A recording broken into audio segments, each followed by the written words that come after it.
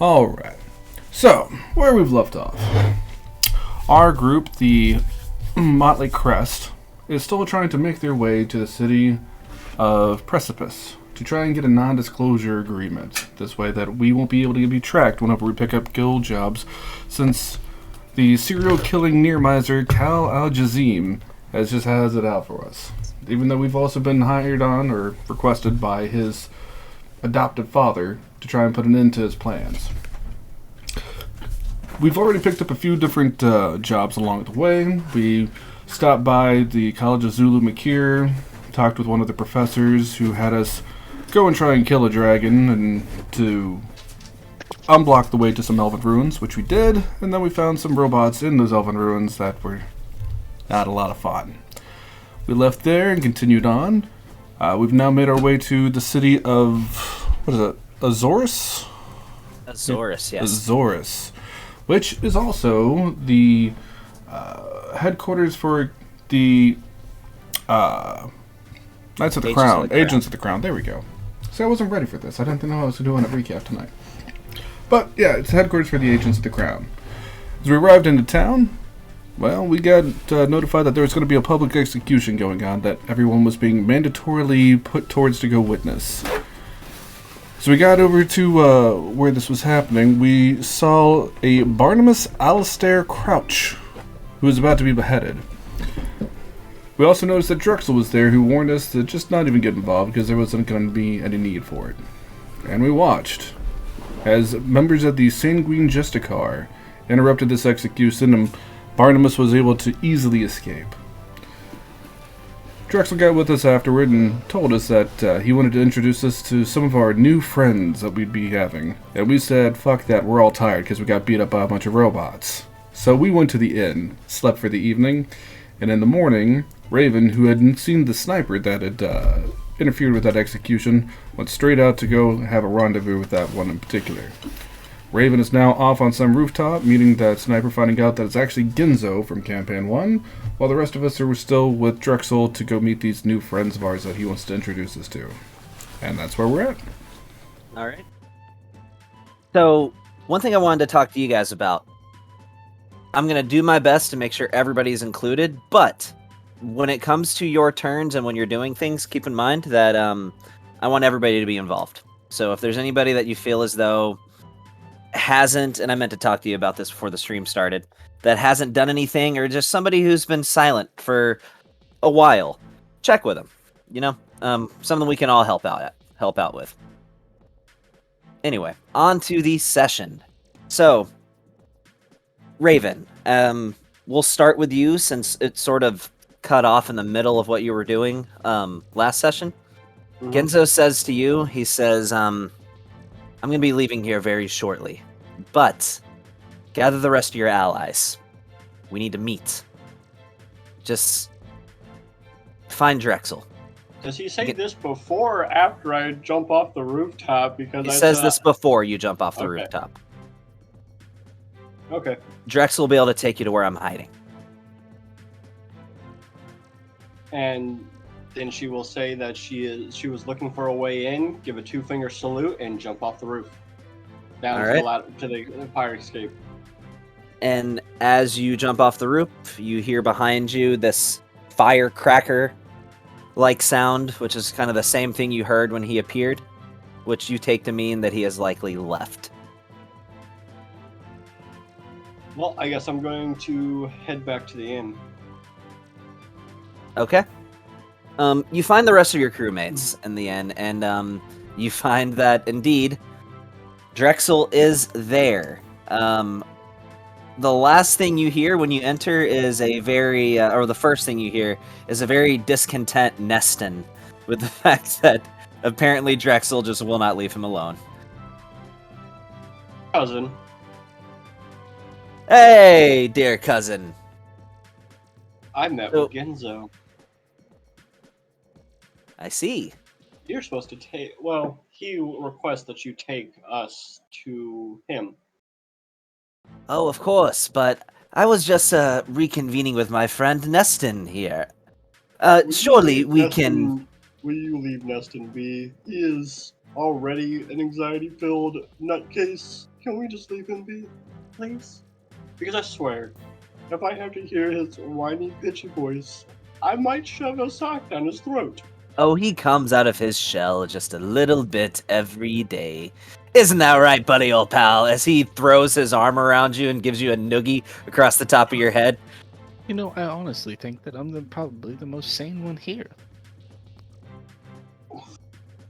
Everybody You know needs somebody to level the group. Everybody needs the realist, right? Yeah, because me and Bon sure are sane, I promise. You know, days at sea make you go crazy, right, Bon? Nick, you there? Yeah, he froze. Oh, he did. And I the see look on his face is just like... No, he's still No, there. he's I don't think moving. he froze. He's just... I mean, Staring up he into space. froze, but not electronically. Just as him, he froze. Nick, we're talking to you. Yeah, no, that's what his character's doing. His character's just like staring off into space. Nick, can you hear anything right now? Yeah, sorry, my audio cut out for a little bit. Okay. No, it was perfect. The blank stare on your face. We literally thought your screen froze. All right. No, audio. So, I assume... Do I really want zoom out? Do I really want zoom up now? Amazing. Oh no, it's great. I loved it. Because you were perfectly still. It's just y'all for my mic, y'all are keep on like scatting, but no one else has said anything. So I'm guessing it's just me. And I'm sitting here like, trying to figure it out. Oh my gosh, it. Don, it doesn't And then, work like- when your fan is moving. Just saying. That was actually really convincing, though. And, you know, I didn't even notice the fan moving until Tony pointed it out. I actually thought you were frozen. And Kelly was in on it, too. That was good. Bravo. Bravo. All right. Unexpected. Okay. But, yes. He says... Yes. Genzo said that we're supposed to go meet with him, so I was told to gather the troops and head on his way. As my ears still I ringing. suppose. All right, fine. Suppose everyone's here. He looks around. Yes. Looks like I see everyone. Mhm. All right, come here. It requires physical contact. No, it doesn't. You'll see what I mean. Just come here. I don't like it when you touch me like that. Just put a hand on my shoulder or something. or something. I'm just gonna. Why? I'm gonna just literally put my finger in my mouth and shove it in his ear. And with that, you are suddenly find yourself jolted through space, as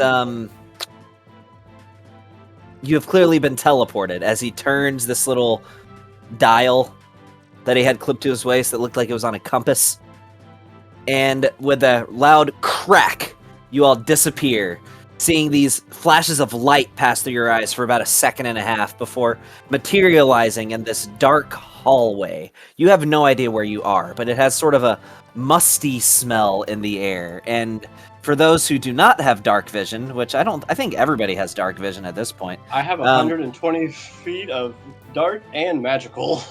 So you notice that this place is pitch black. The only reason you can tell or that you can see it all is because of, well, your dark vision. But as of now, you can tell you're in pitch black because you're only seeing in black and white at the moment. So you look in all directions, and it's this almost cathedral-like hallway where you notice ruined statues, cobwebs, and you have a moment to acclimate yourself, probably just a few seconds, before ritualistically these sconces on the wall just all turn on in succession down the hallway, covering this entire several 100-foot hallway over the course of maybe 3 seconds.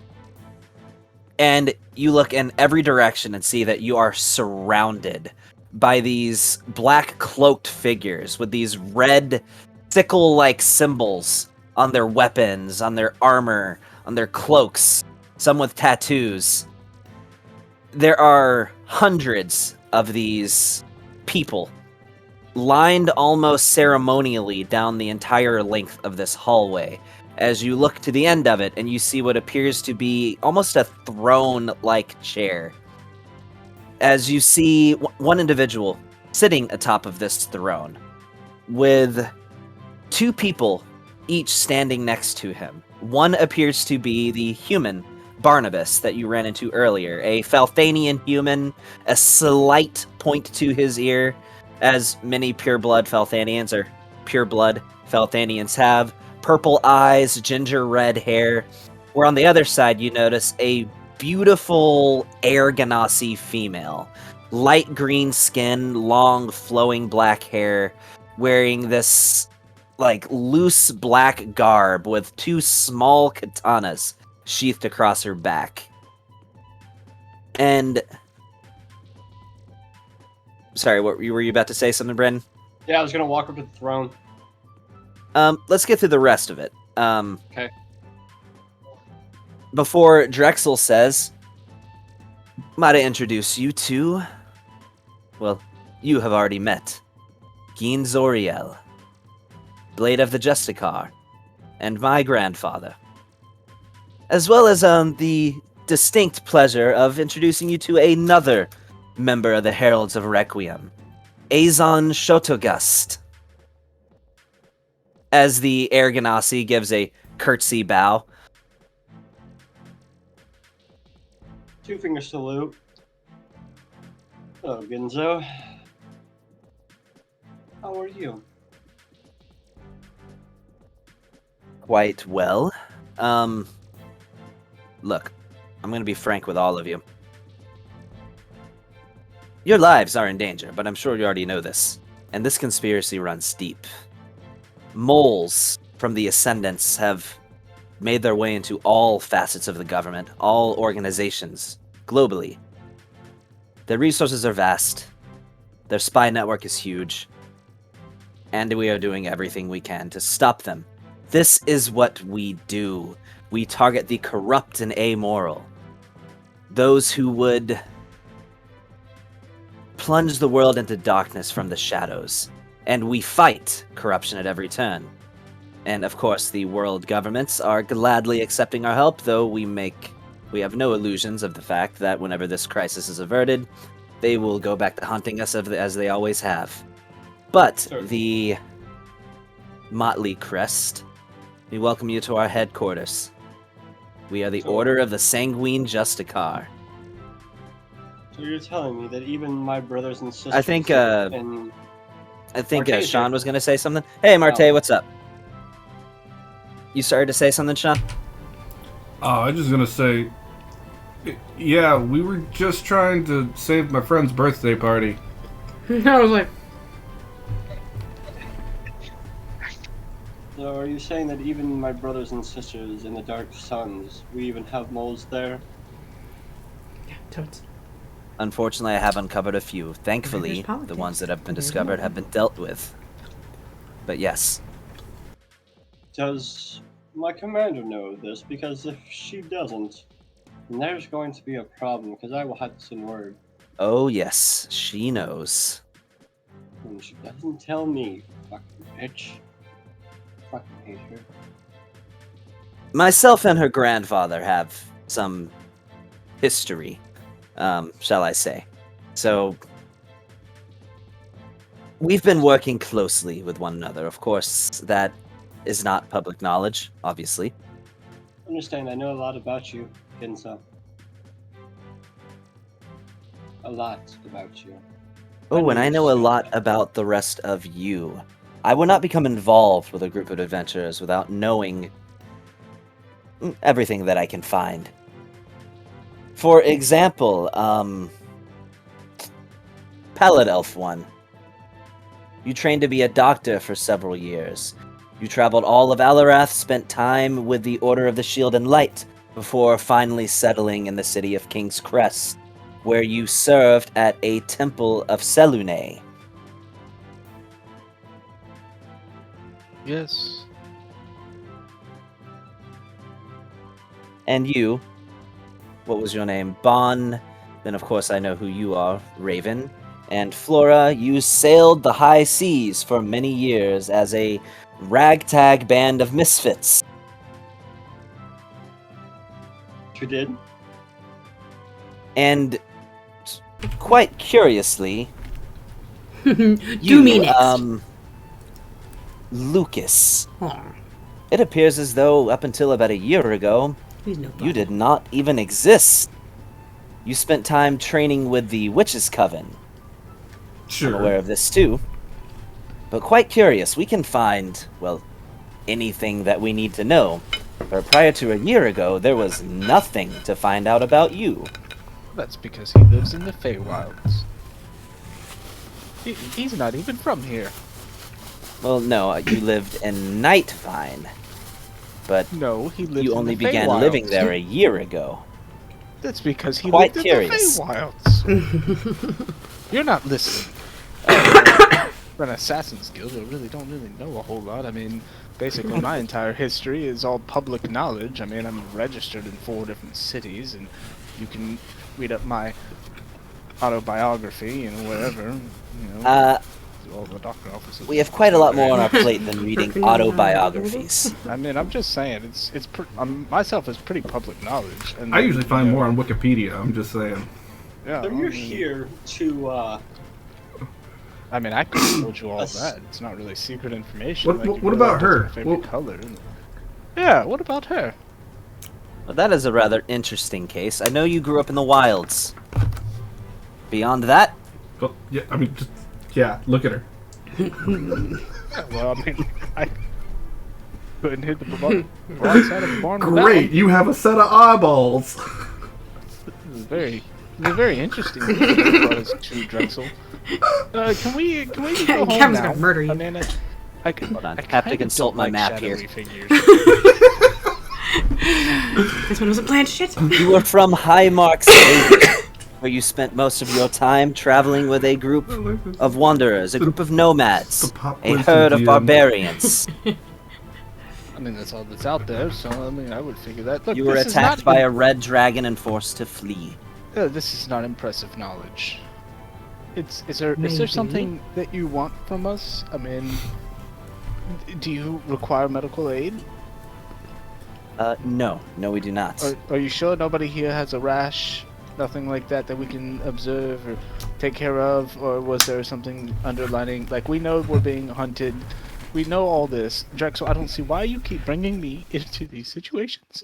I do not appreciate this. I'm having a mild panic attack. You were being followed when you left the city of Yes. Pulsloft. Probably.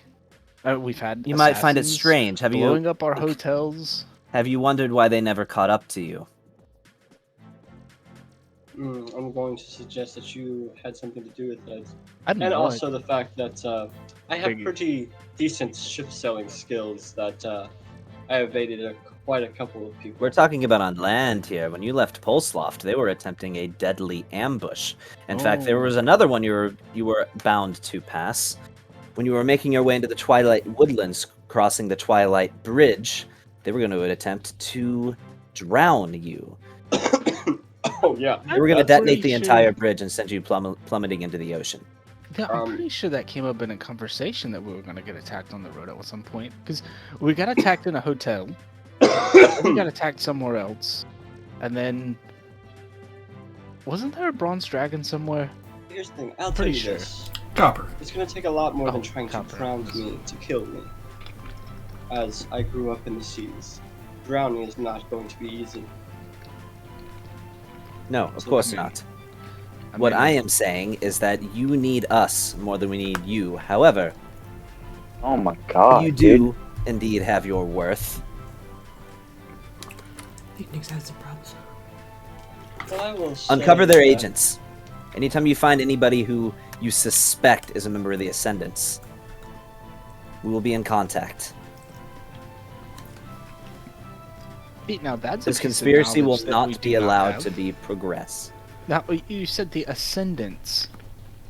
That is what they call themselves, yes. So they're ascending, or are they descendants of? The Ascended. Yeah. Descendants of the Ascendant is what he's trying to say. Yeah, are they decent? That is what they call themselves. They call themselves the Ascended. Yes, the Ascended. So, like No, they've that's only ascended few from, like they're enlightened beings.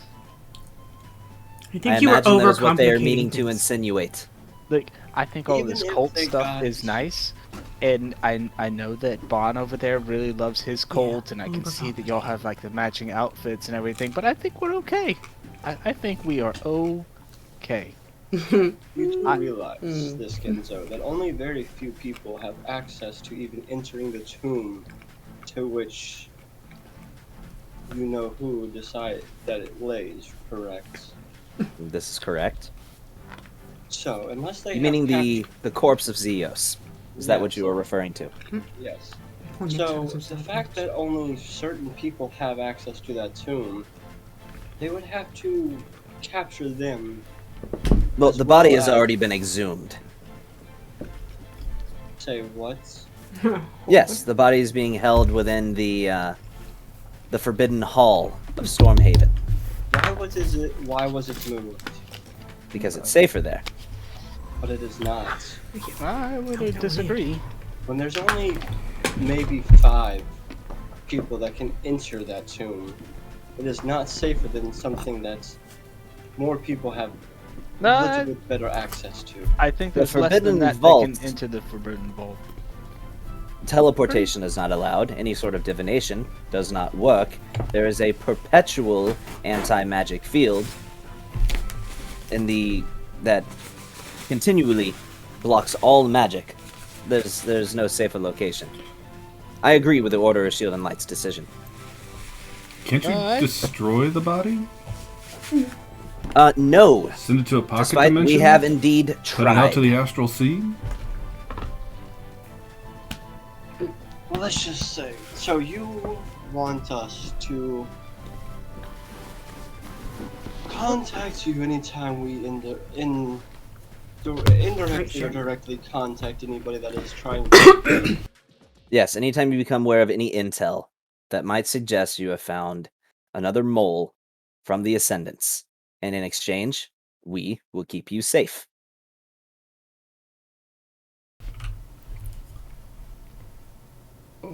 I think that sounds Okay. pretty fair. I mean, I'm not against it. This is just a lot to take in. Like, Am I? do we need to come out in front of the hundreds of people here? Because this seems like, did y'all like coordinate this? Was a memo put out? Mass email. Let's just say that we take no chances. Like Personally, I I trust you, but many of my subordinates do not.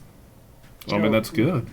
like I said a minute ago, Lucas, these cults, they're very well organized, believe it or not. I mean, look at Bon. Look at all his little like angel of death occult things. It's almost saddening. It really You refer to is. us as a cult, but you say this as somebody. You are. He looks you up and down. You wear priestly attire. Yes, I know that you're a doctor, yes. but That's because I am. what makes us any more of a cult than you in the Um, religions that you hail from? The definition of a cult is decided by numbers. If you have enough people, your religion becomes accepted and you are no longer a cult. But is your religion really... Like, is what you're doing here, the Sanguine Justicars, is that accepted in public figure eye? No? Well, no, of course not. Yeah, oh, okay, cool. The rest It of is the world kind is of culty. decided Yeah, it's pretty to cool. understand what it is that we do. I mean, your members, they all have their masks over their face, dark clothes, dim lit basement, cavern. I mean, come on, anybody else? Are they not getting like this real cult vibe here? So what vibe exists in this universe? See, look, everybody, we're all in agreement. It's No, kind actually, of we're culty. not. Well, Can you we know, change our team name again? Can we be the Cult Magnets? Because it seems like that is really just all we keep going from. What's that? 1, 2, Nice 3, ring to it. 4, 5. If I'm Flora, pretty sure Bon agrees with me. cult or no cult here?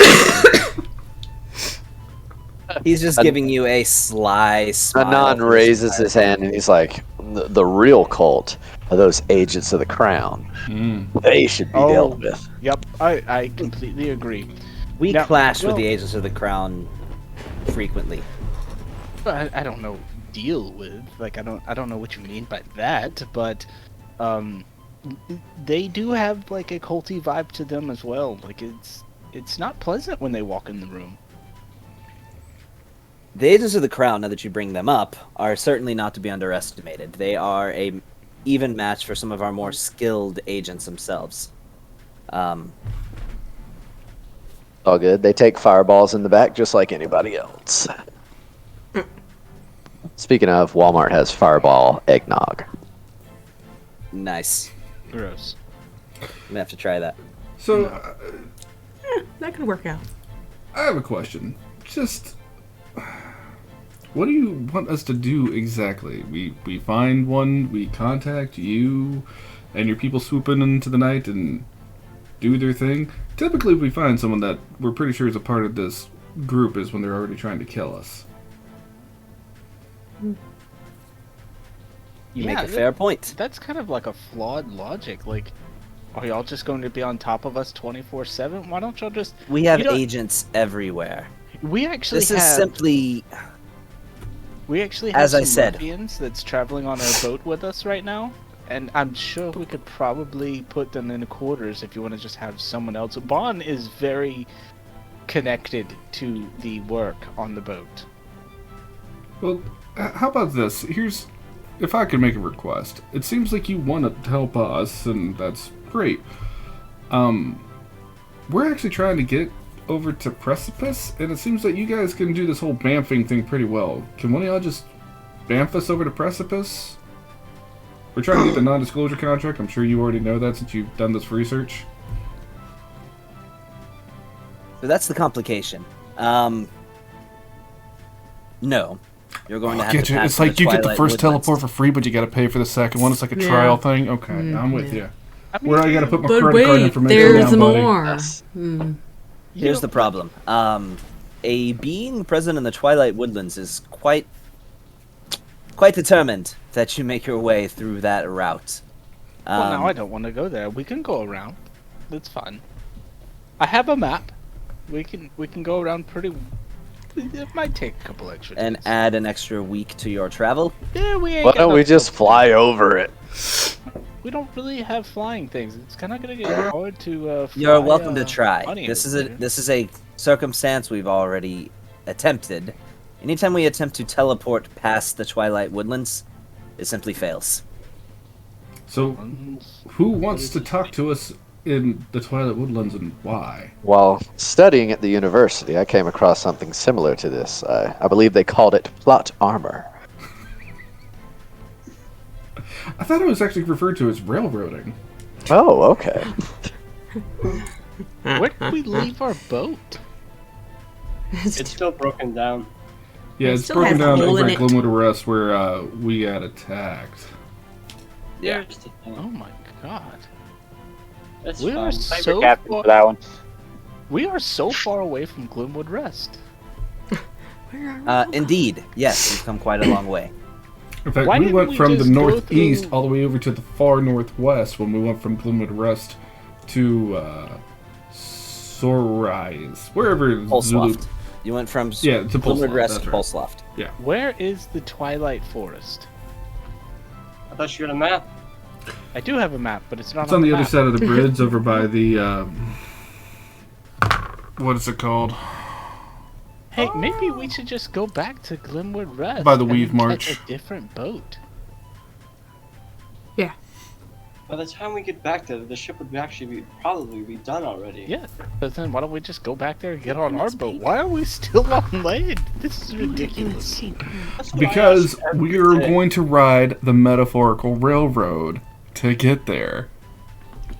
I ask every day why the Because hell your I'm not- DM planned something for a session and has no contingents beyond what it planned. By God. So, alright, I get no teleporting, so be it. Can you at least give us some insight about what the Ascended? Like, we've already gotten some information. We talked with Delrin, but is there anything that you have that you know is a good way of outing these people? something to listen to? Do they have passcodes or anything that they say to each other that we could keep an ear out for, or just a way to counter them? Each of these members has undergone a ritual known as the Mind Meld. The Mind Meld allows Kaleem, who they also refer to as the Mind Walker, to project his consciousness. Sure, we'd heard about that from Delrin. I just didn't know if there was something that You we will could have to have an find advantage. that those who have undergone the process of the Mind Meld are quite easy to communicate telepathically with. If only someone in our party could do that.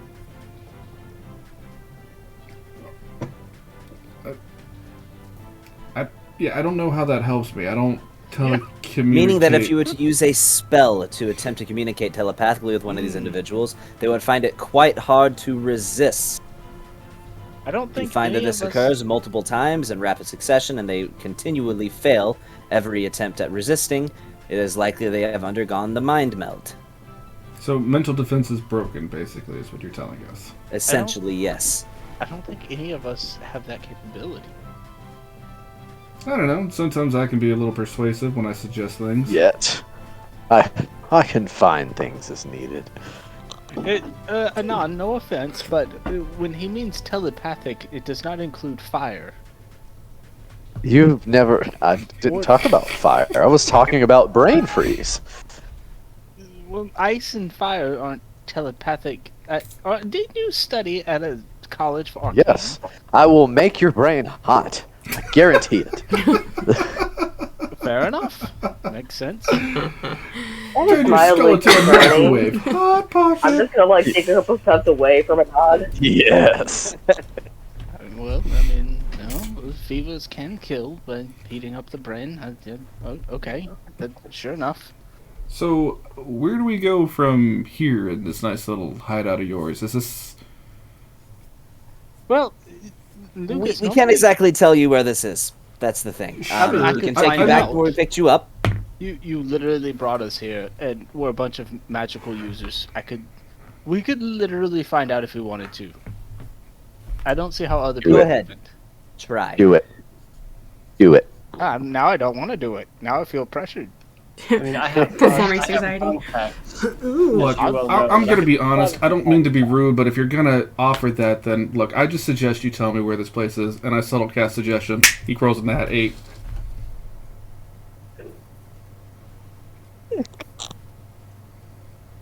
All right, fine. Yeah, I could just. Stop breaking the game. Dang. Deep This is all underground. contacts. This is deep underground in catacombs found within the largest pyramid of the Arathi Desert. A Rathi desert. Yes. Are we on Alarath? Okay, Currently, hold on, yes. Hold on, time out. This is ridiculous. First off. By the I've been on way, land. these are the guys that are guarding Zeus's body. Amazing stuff. First This is off, ridiculous. let me tell you this. First, I've been on land too long, and then you bring me to a desert. Are you fucking crazy? So let me get this straight. I'm in a desert. This is the furthest thing away from fucking ocean I can get. I'm pissed off. This is I'm- also used to supposed be your an ocean. headquarters. I don't care. You brought me to a desert. I'm not Actually, happy. the I Arathi intend to take you desert back. is- The Arathi desert After is me and you have a conversation. kind of a peninsula, if you think about it. It's weird, like geographically. Kind of like it Bob doesn't and her make pet sense. raven. Just try. You're petting me now. I'm being petted. So wait, you can teleport us directly west, but not east? Well, this So was if we- east. If we keep going east and wrap around the world, can't we just go in like the opposite direction of the forest and come on the other way? Metaphorical railroad. So I'm gonna be real with you here. We go back to Um, the bar. I Bro. planned this. I planned my sessions a session ahead. We go So back to the bar. I'm just So gonna let's just... Alright. We're on the page. But, Yeah. alright, you coordinated this whole thing. You brought us here, all these people. What do we do now? Do you just take us back to where we just were? Is there something we should know to be able to contact you? Is there a passcode in case we need to tell you something and, but there's a near miser in the room? How do you want us to indeed. proceed with this? He motions to Drexel, who pulls something out of his pouch. The passcode is Bariakato. Oh my gosh. This is... Password is what? It is, I know this because I speak the language, it is infernal for begone thought. No, That's actually, awesome. that is the Oh no, code that you came Bariakato, up that's with. the other one. Yeah, that's the other one. No, that's Dude, by Qualizamanza. I was thinking Bariakato. Yeah, that is... Yeah, no, I know where that one's from. Wow, you actually remembered that one.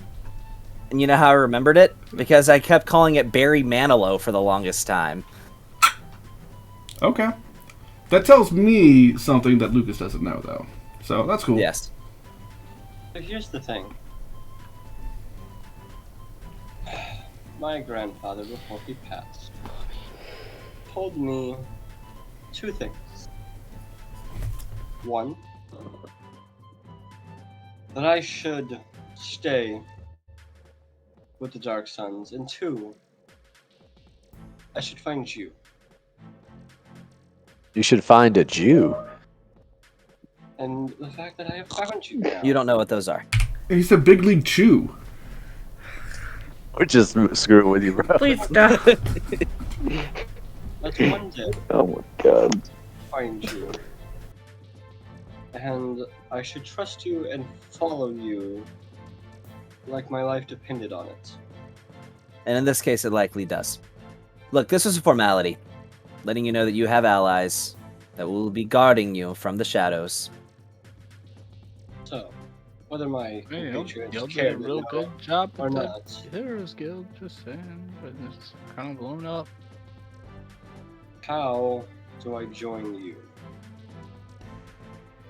Oh, here we go. When the Another time cult comes, the fanatic. invitation will be extended. However, now is not the time. Of course. You will be sent back upon your path, as you are intended to follow. Thank you. And just Again. know that you have allies. Perhaps one day, when your influence extends further, when you become platinum ranked adventurers, when you achieve greatness, you will Thought I remember was who your already a allies platinum. were. You're silver. And perhaps I'm platinum. we can come to some kind of accord with the world governments. Quick question, if we're going back to Azores. I'm pretty sure, because we seem to be a magnet for trouble, we're going to end up bumping into the agents of the Crown. Are we just supposed to deny us meeting you? Because I'm sure they're going to want to... We're going to get questioned. I don't know how, I don't know why. I just know it's coming.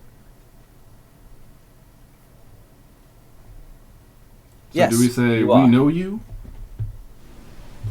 Or do we Tell just you what. deny this entirely? If they ask for a location, tell them that you were taken to an abandoned mill. This abandoned mill is located... I have to look at my map for this one. Well, I don't really want to be an accessory to killing, these agents of the Crown if I send them into a trap. Yeah, They can and come I'm not- back This to will me. not be a trap. And I'm. Tell them I you found can't- us in an abandoned mill in the hills north of Mol Thuran. That is one of our abandoned bases. So, They will find it, they will assume that you were being honest, and make the assumption that we have fled as a result of being suspicious that we would be discovered. It would not be the first So time North we have Morad? Where was relocated it? our base. In the hills north of Mol Thuran, in an abandoned windmill. Of Tell them that is where we were. Mortharad. I'm sorry, I'm not Mol from around here. Thuram, the home Mol of the hill dwarves. It's to the Mol- northeast. Moltharab. This is not me screwing with you. I'm literally trying to get what you actually wrote. Molthoram. I have Mol Thurman. You know that a man of the cloth cannot lie so blatantly. It just seems rude. Then have one of your companions lie for you. Yeah, I'm not. Wear a doing vow that of either. silence or something. I'm not doing any of that either. All right, this has been I'm just good. educational. I was How about kidnapped. this? How about this? How about you just shut the fuck up and let everybody else deal with it? Oh, that's just rude. Because at this point, I'm willing to just knock you out before they even teleport us back. Have someone grab you, and then you'll be knocked out. You'll be unconscious, and then we won't have to worry about it. I mean, I would worry about it. You would be unconscious, so then you would have no worries. Oh, can we?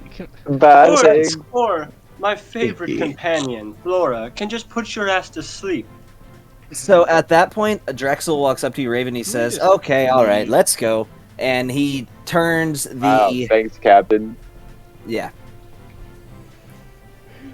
and he turns the compass, and you find yourself standing back in this tavern. Thanks for inviting us to your Panther party. Oh my gosh! So many Colts, Drexel. Please, next time, no Colts. I would appreciate it. We already got enough on our plate right now. I don't view it as a cult. Their devotion to the deity that they serve is, well, quite loose. It's more of a figurehead, more of a symbol. So here's my question: are you actually a part of them, or do you just work No, with them? I am not. I am an affiliate because he is my grandfather. Even I do not totally 100% agree with everything that it is that they do. But I understand the necessity in this instance and in the greater picture. So you're like a legacy to get invited in. I've already been invited and I've declined. Yeah, but you have like an automatic grandfathership. Yeah, that's there. legacy. It's like from Yeah. college. You automatically get in because your grandfather was part of it. My grandfather is the leader. But no. Lucas, Azon, however. I bet you he gets a lot of peer pressure because he has one of his team members is in there too. Like her highness is in there. Ah, so you recognize that she is a princess. Well, yes. She's not the crown princess, but yes, she is indeed She princess is of the Arathi. second to heir. Royalty. I see you are well studied. Yes, I know some things. Anyways, can we? It's good. Oh, Drexel, what was that? You have so much work to do. So Yes, much work yes, to do. indeed I do. Yes, bye. Goodbye. Hey, Drexel? The smokes. He reaches inside his coat pocket and says, "I don't have any cartons with me. Here, I'll." She doesn't need them. She needs to be using her inhaler. As I slide the carton I already have in back of my pouch. Here's 3 packs. She doesn't need them. I swear, that's the only reason you keep me around. You need to quit feeding her bad habits. She needs to be using her inhaler. She has it for a reason. She has an As he inhaler. lights a cigarette too. Yeah. Raven You know has what? lung cancer. Oh, well, then let her smoke it out. She's gonna go anyway. So I'm a very busy man. So I will be leaving now. Bye. Goodbye. I'll see you in the next town, Drexel. Hey, where do we get one of those little things that you use to like just poof all over the place? I got it from my grandfather. I want one.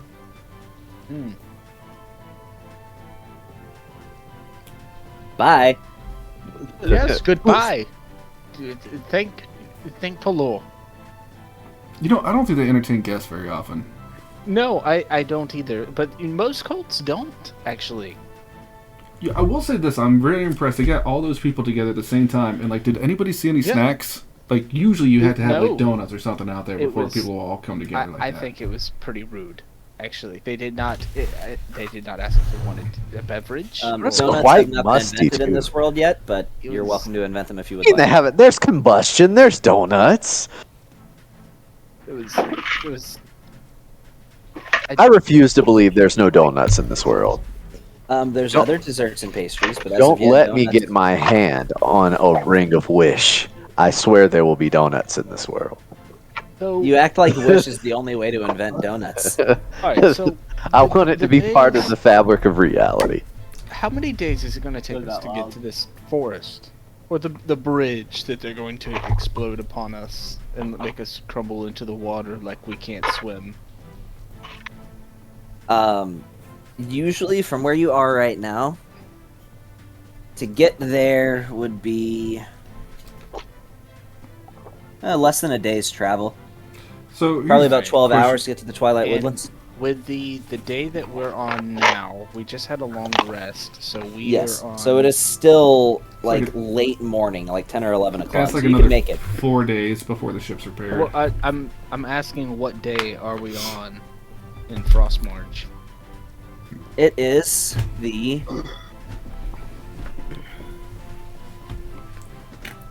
23rd of Frostmarch.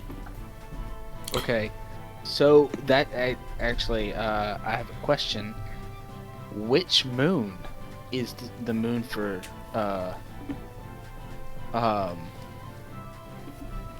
Selune? Let me check. While he's doing that, I will address the group. So, is there anything anybody wants to do here? Do we want to do some quick shopping, run by the guild shop, or anything else? Or otherwise, we can mosey on out. I don't know if we really have any other business in this particular town. Shopping would be nice. I haven't got to do any of that. All right. Oh, Is there here. even much And I'll shopping in reach this into my town? pocket and I'll fish out. Here are the keys to the car. Please tell me you That's didn't right, break you it. drove. Did you break it? I go inspect the car. I'm It going. still So the smells car is like burnt actually clutch. fine. It is parked extremely crooked. Where the fuck is my bike?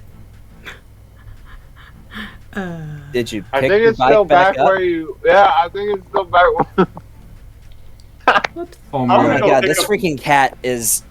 I don't move. Tell me there's a parking ticket on it.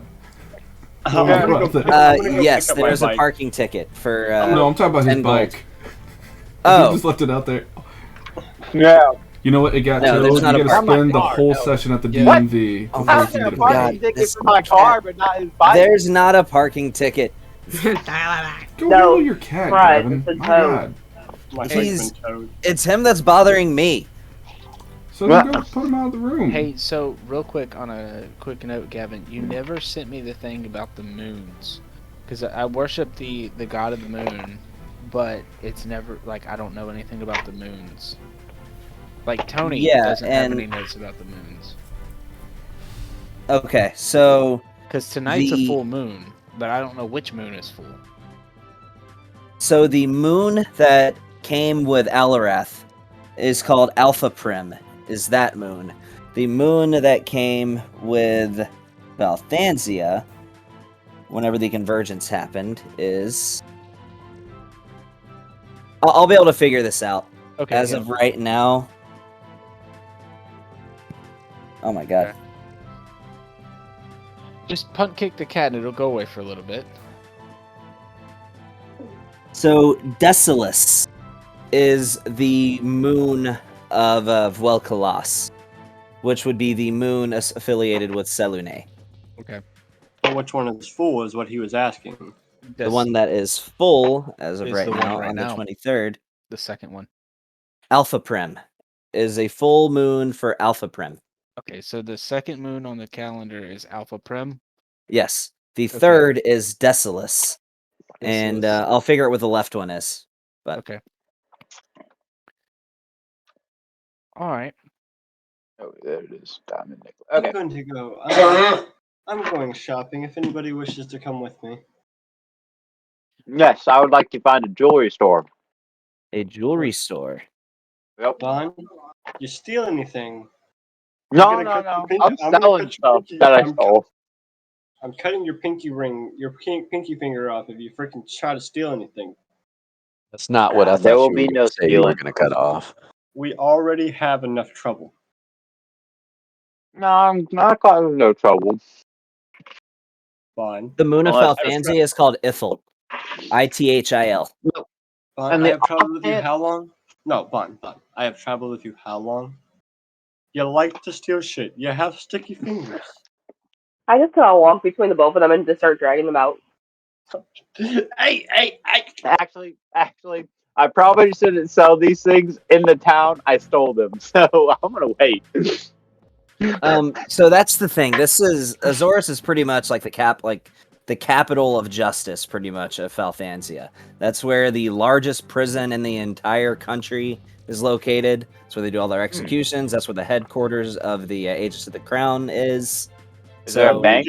We just got drugged out by Flora. She just drugged me and Bond both out the freaking room. Okay. But you're wanting to buy jewelry. No, I was wanting to sell jewelry that I stole, but I decided not to. So, Okay. I mean, we're good with. We can just go to the Heroes Guild and start from there. So there actually isn't a Heroes that's Guild. right, there's not one here. Yeah. All right, hey, is there? I tell you what, this is what I want. Magic shop of magic items. Yeah. Yeah. So I can do that. Two things I I'm don't looking have for a here. parcel for it, but I've got some pre-generated lists of items if I just need to come up with a shop on the fly. So I can just drag some links. Sure. I'll tell. The only two things I want is a magic shop and one for alchemy supplies. So Yeah. if anybody else wants So- something else, cool. You see a magic shop, and this particular shop is the Glimmer of Anvil, is what the name of the shop is. So you enter the shop and you see a Loxodon female, this like 8-foot tall, elephantine looking humanoid individual. Real looker. I'm just kidding. She appears to be wearing some like erudite robes, like a royal blue. And she addresses you and she says, "Ah, hello, welcome to my shop. I am Drueha. What can I do for you?" What Drueha. Drueha. What you got? What's your wares? Let's see. Let me pull out some of my inventory, and first of all, I am going to... Hey Nick, would you mind being yourself while you're munching down there?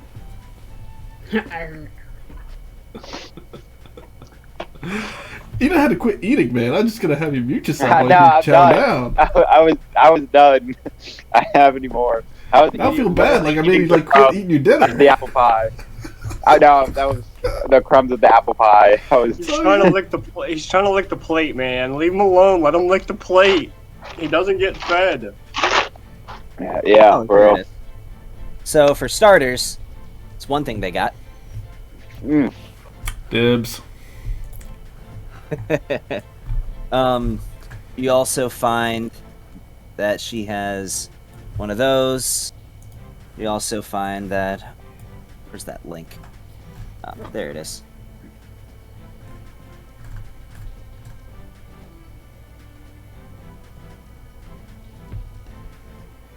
You know what? No, I'm not doing that one. It was in the random thing, so sure. Random tables. I'm definitely interested in the cape. Of course. So the Cape of the Mountebank. That'll be 1,000 gold pieces. Okay. And I don't know. I've been curious. I'm somewhat of a wand aficionado.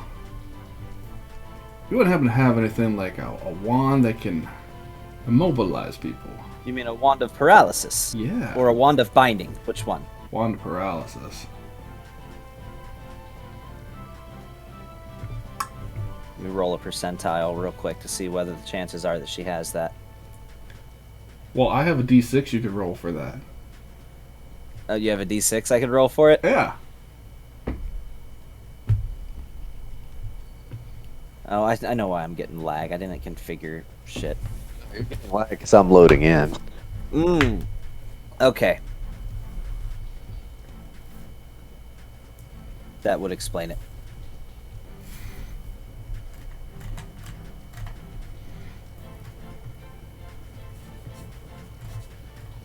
Oh, no, that shouldn't be... Okay, yeah, now that you're done loading in, I'm not lagging anymore. Okay, cool. So, D100. See what the chances are that she has the Wand of Paralysis. What number am I shooting for here? Above 50.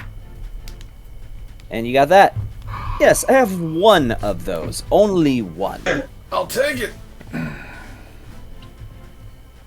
How much is it? Price for that. So the Wand of Paralysis, that's another 1,000 gold. Do you have all the money to pay for this? I will turn to the group. So does anybody want to spot me? Because I would really like to get these things. Yeah, I can help. I'm down by about 1,200. So I could, I have that right here.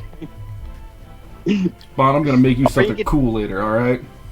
All right. He notices the rifle on your back, however, and says, "Before you agree to give away so much of your own hard-earned money, perhaps you'd be interested in something that I have." Okay. Tell me if this would suit your fancy, as she pulls out this very regal-looking golden revolver. It has silver accents and little crosshair markings all across this revolver. As I link it to you now.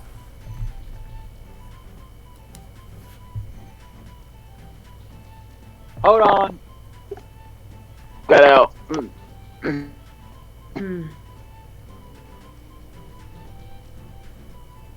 However, this item is not cheap.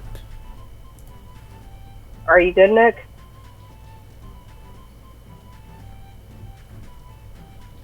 I think Yeah. he just lost. Audio kind of cut out.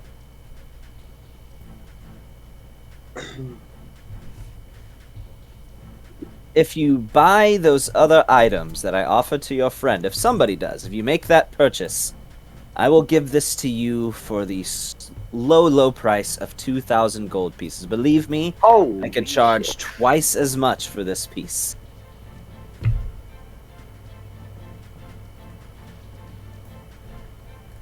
But to get it for that price, you must buy these other two items. So this weapon has an ability.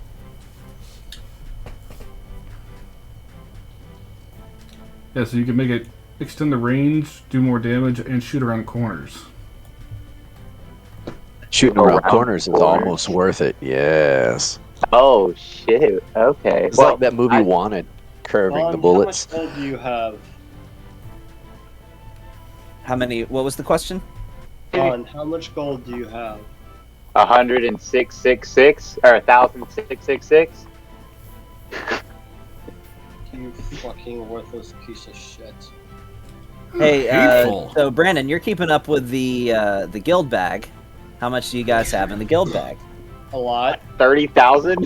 Like, I don't think it's that much. We have But- about 5,000 in the group loot bag. So according to Seriously? Tony, You after have we that sold the much? Are you gems, sure? we have 5,730.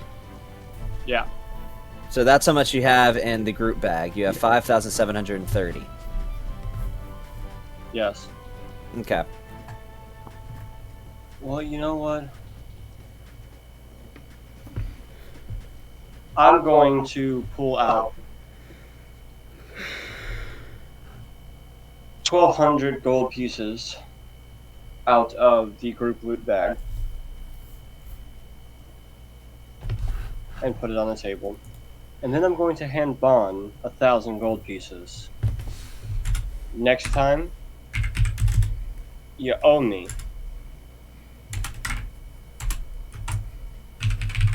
And I proceed to give him. I'll give him that to him later. Never mind. Total for this piece and the other two items, that is 4,000 gold. Yeah, so I'll put So 800 of mine with the 1,200 from the group bag. That covers my stuff. And I'll put 2,000 towards it. I think it's right. Am I right? Or is it- You're putting 1,000. I'm putting 1,000. The group Oh, loot okay. bag. I also It don't got even know it how much came. money I have. The 1200 came out of the group loot for Like, we're Lucas gonna to die get at his some point. thing. It's like, it's over there. You're putting Yeah. 1,000, and I'm putting 1,000. Okay. So I only have 1,000 or 600 or Yeah, you'll have 666. okay. All right, cool. Yep, that sounds good. So And I'll drag that. you've divvied up the whole 4,000. Yep. Uh-huh. All right, very well. Here is your new revolver, here is your wand of paralysis, and your cape of the mountebank. Is there anything else I can do for you? Would you care to peruse my wares of potions, perhaps?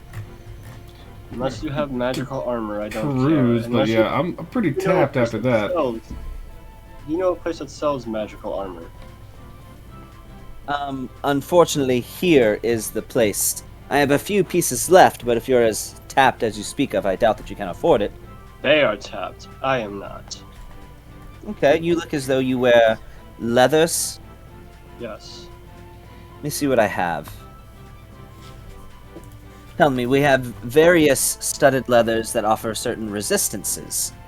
Is there anything you'd be looking for in particular? Well, We have everything but force and psychic. everything but force and psychic. Let's see. Just ones that provide resistances, that's it? Well, we have others. Then explain. I am not I am not. Do not how do I put this? We have some glamored studded leather, if that would interest you. Glamored is always nice. However, you'd have to replace what it is that you are already wearing with this leathers.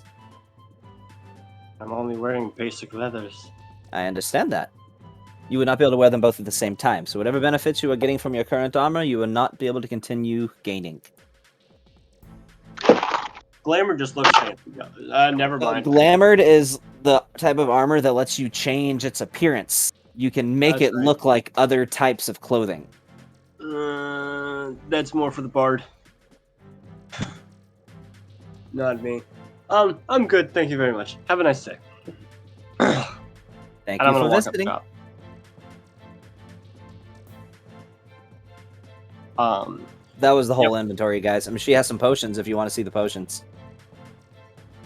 Again, this is just a generic potion list that you'd find at most alchemy shops, so she has some potions. Nah, like I said, I'm broke, so I'm good. Okay. The only other place I would like to go is to a weapon shop. Like a blacksmith? Yep, like a blacksmith. Okay. You're able to find a blacksmith, so it just looks like a generic shop. That's all I They need. have... What's that? That's all I need. Okay. Does anybody else have anything? Like, I need No. to talk to him, but that's all I need is a generic blacksmith. Okay.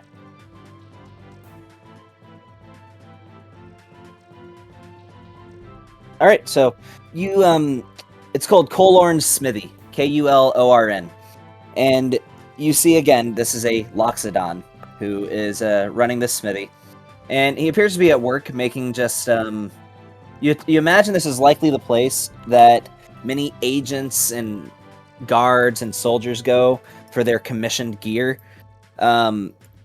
But he appears to just be finishing up work on a rapier at the moment. Hello, sir. So, his name is Kulorn. You imagine by the name of the shop. Hold on. Aye, what can I do you for? I have a request if you could make me something. And what might your name be? Raven Sailwind. A pleasure. What is it that you need? I'm gonna take the double-ended trident off my back. I need this cut in two. Both sides sharpened, leave it as a trident. I need to be able to wield them like if I was wielding 2 swords. So you just wish me to snap it in half? Snap it in half, put some handles on it to where it's comfortable in the hands, sharpen the edges all the way down. They need to become somewhat like swords and an axe head, but I want to keep the tridents. So you want me to sharpen the edge of your tridents and not the point? Yes. Sure. He looks at you confused. Takes it out of your hand, puts it over the fire, and just think. There, it's in 2 pieces now. You just want me to sharpen the edges? He appears to be very confused by this whole exchange. Sharpen the edges. I need a handle on it so that way it's comfortable in the hands. I need to be able to dual wield them. He, still looking very confused, walks over, puts a leather wrapping around the handle, gets a grinder pump going, like just keeps pumping his foot down, spins the grinder, sharpens the edges. Yeah. Still looking very confused by this whole exchange. I'm gonna kind of twirl them around. Good. And I'm gonna slide them both into my belt and put 25 gold pieces on the table. He looks at you. His eyes haven't left you, like looking at you from the corner of his eyes. Thanks, as he drags the gold towards himself. He's clearly perplexed at why it is that you were doing this, as is your DM. The DM will find out. Okay. Is there anything else? That's it. Thank you. And I'm gonna walk out. Good day to you. Hey Gavin, I have a question. What's up? We talked about my character and what I'm doing for the next 3 levels. Yeah. I get another fighting style. Oh, gotcha. Okay. I'm picking up dual wielding. So, What not were you saying, that Johnny? guy, but did this random blacksmith just break a magical weapon over his knee? It wasn't magical. It's just a double-ended trident. There's no magical Yes, properties. there's nothing magical about it. Oh, Alright. Well, I didn't have anything else to do. Well, I did, but I ran out of money. So. I'm good with I'm getting on gonna out of pick here. up dual wielding when I get my next 3 levels. Yeah, Okay. I know what you're Long putting your way next away. 3 levels into. You're triple classing Oh. again. there it is. I am triple classing again. So yeah, no, we get a skedaddle. Yeah. Yep, let's go. As soon as we get in the car, I will start. I'll put on my new coat and start to tune into my new wand. I do need you to identify me though. Yeah, and so you guys notice this coat has sort of a sulfuric smell to it.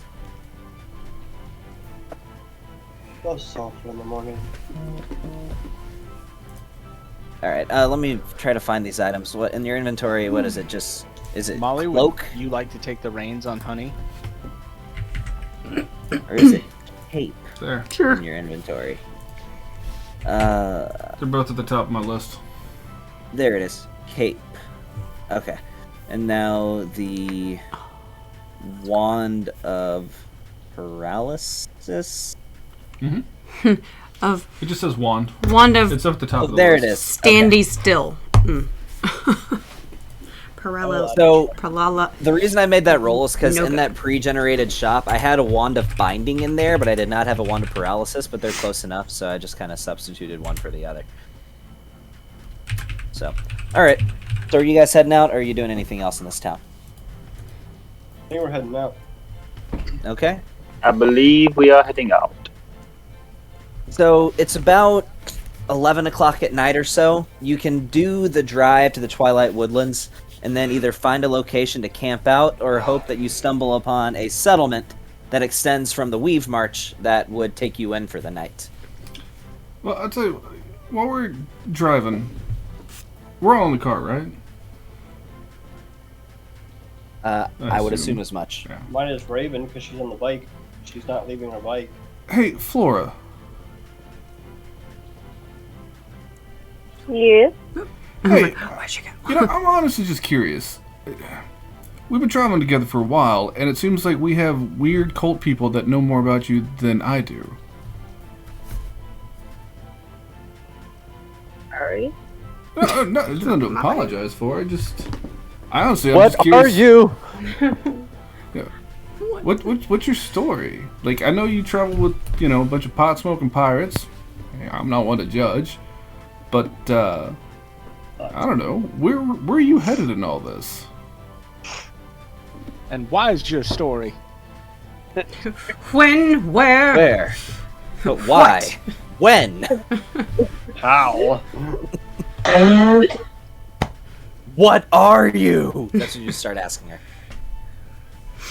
No, I mean, I'm just... I can't. No, I ended up being a traveling musician, just like my parents were. I picked up some questionable skills in between my travels, and I got a job that kind of went bad. And I ended up on Raven's ship. Fair enough. So I mean, did you kind of separate from your parents, or are you trying to go back? I don't know if I'm pushing buttons here, but I don't know.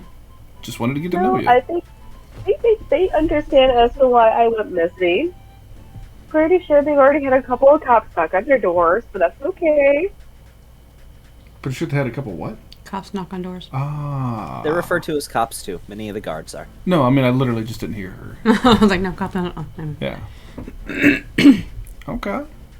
So just kind of a free spirit in the wind. Pretty much. Well, the dust settles back where you came from. Exactly. Ah, I can respect that. I mean, you don't have some deep, dark, hidden secret or anything you're keeping from us, do you? Nope. You sure? She's Could the you? evil twin? Yeah, right. Something? You're not like wanted for murder in like 5 other states? Nope. Huh? Laura, you don't know what a state is.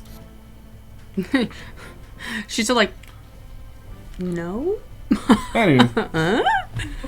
Her evil brother, Floro. Florotimus.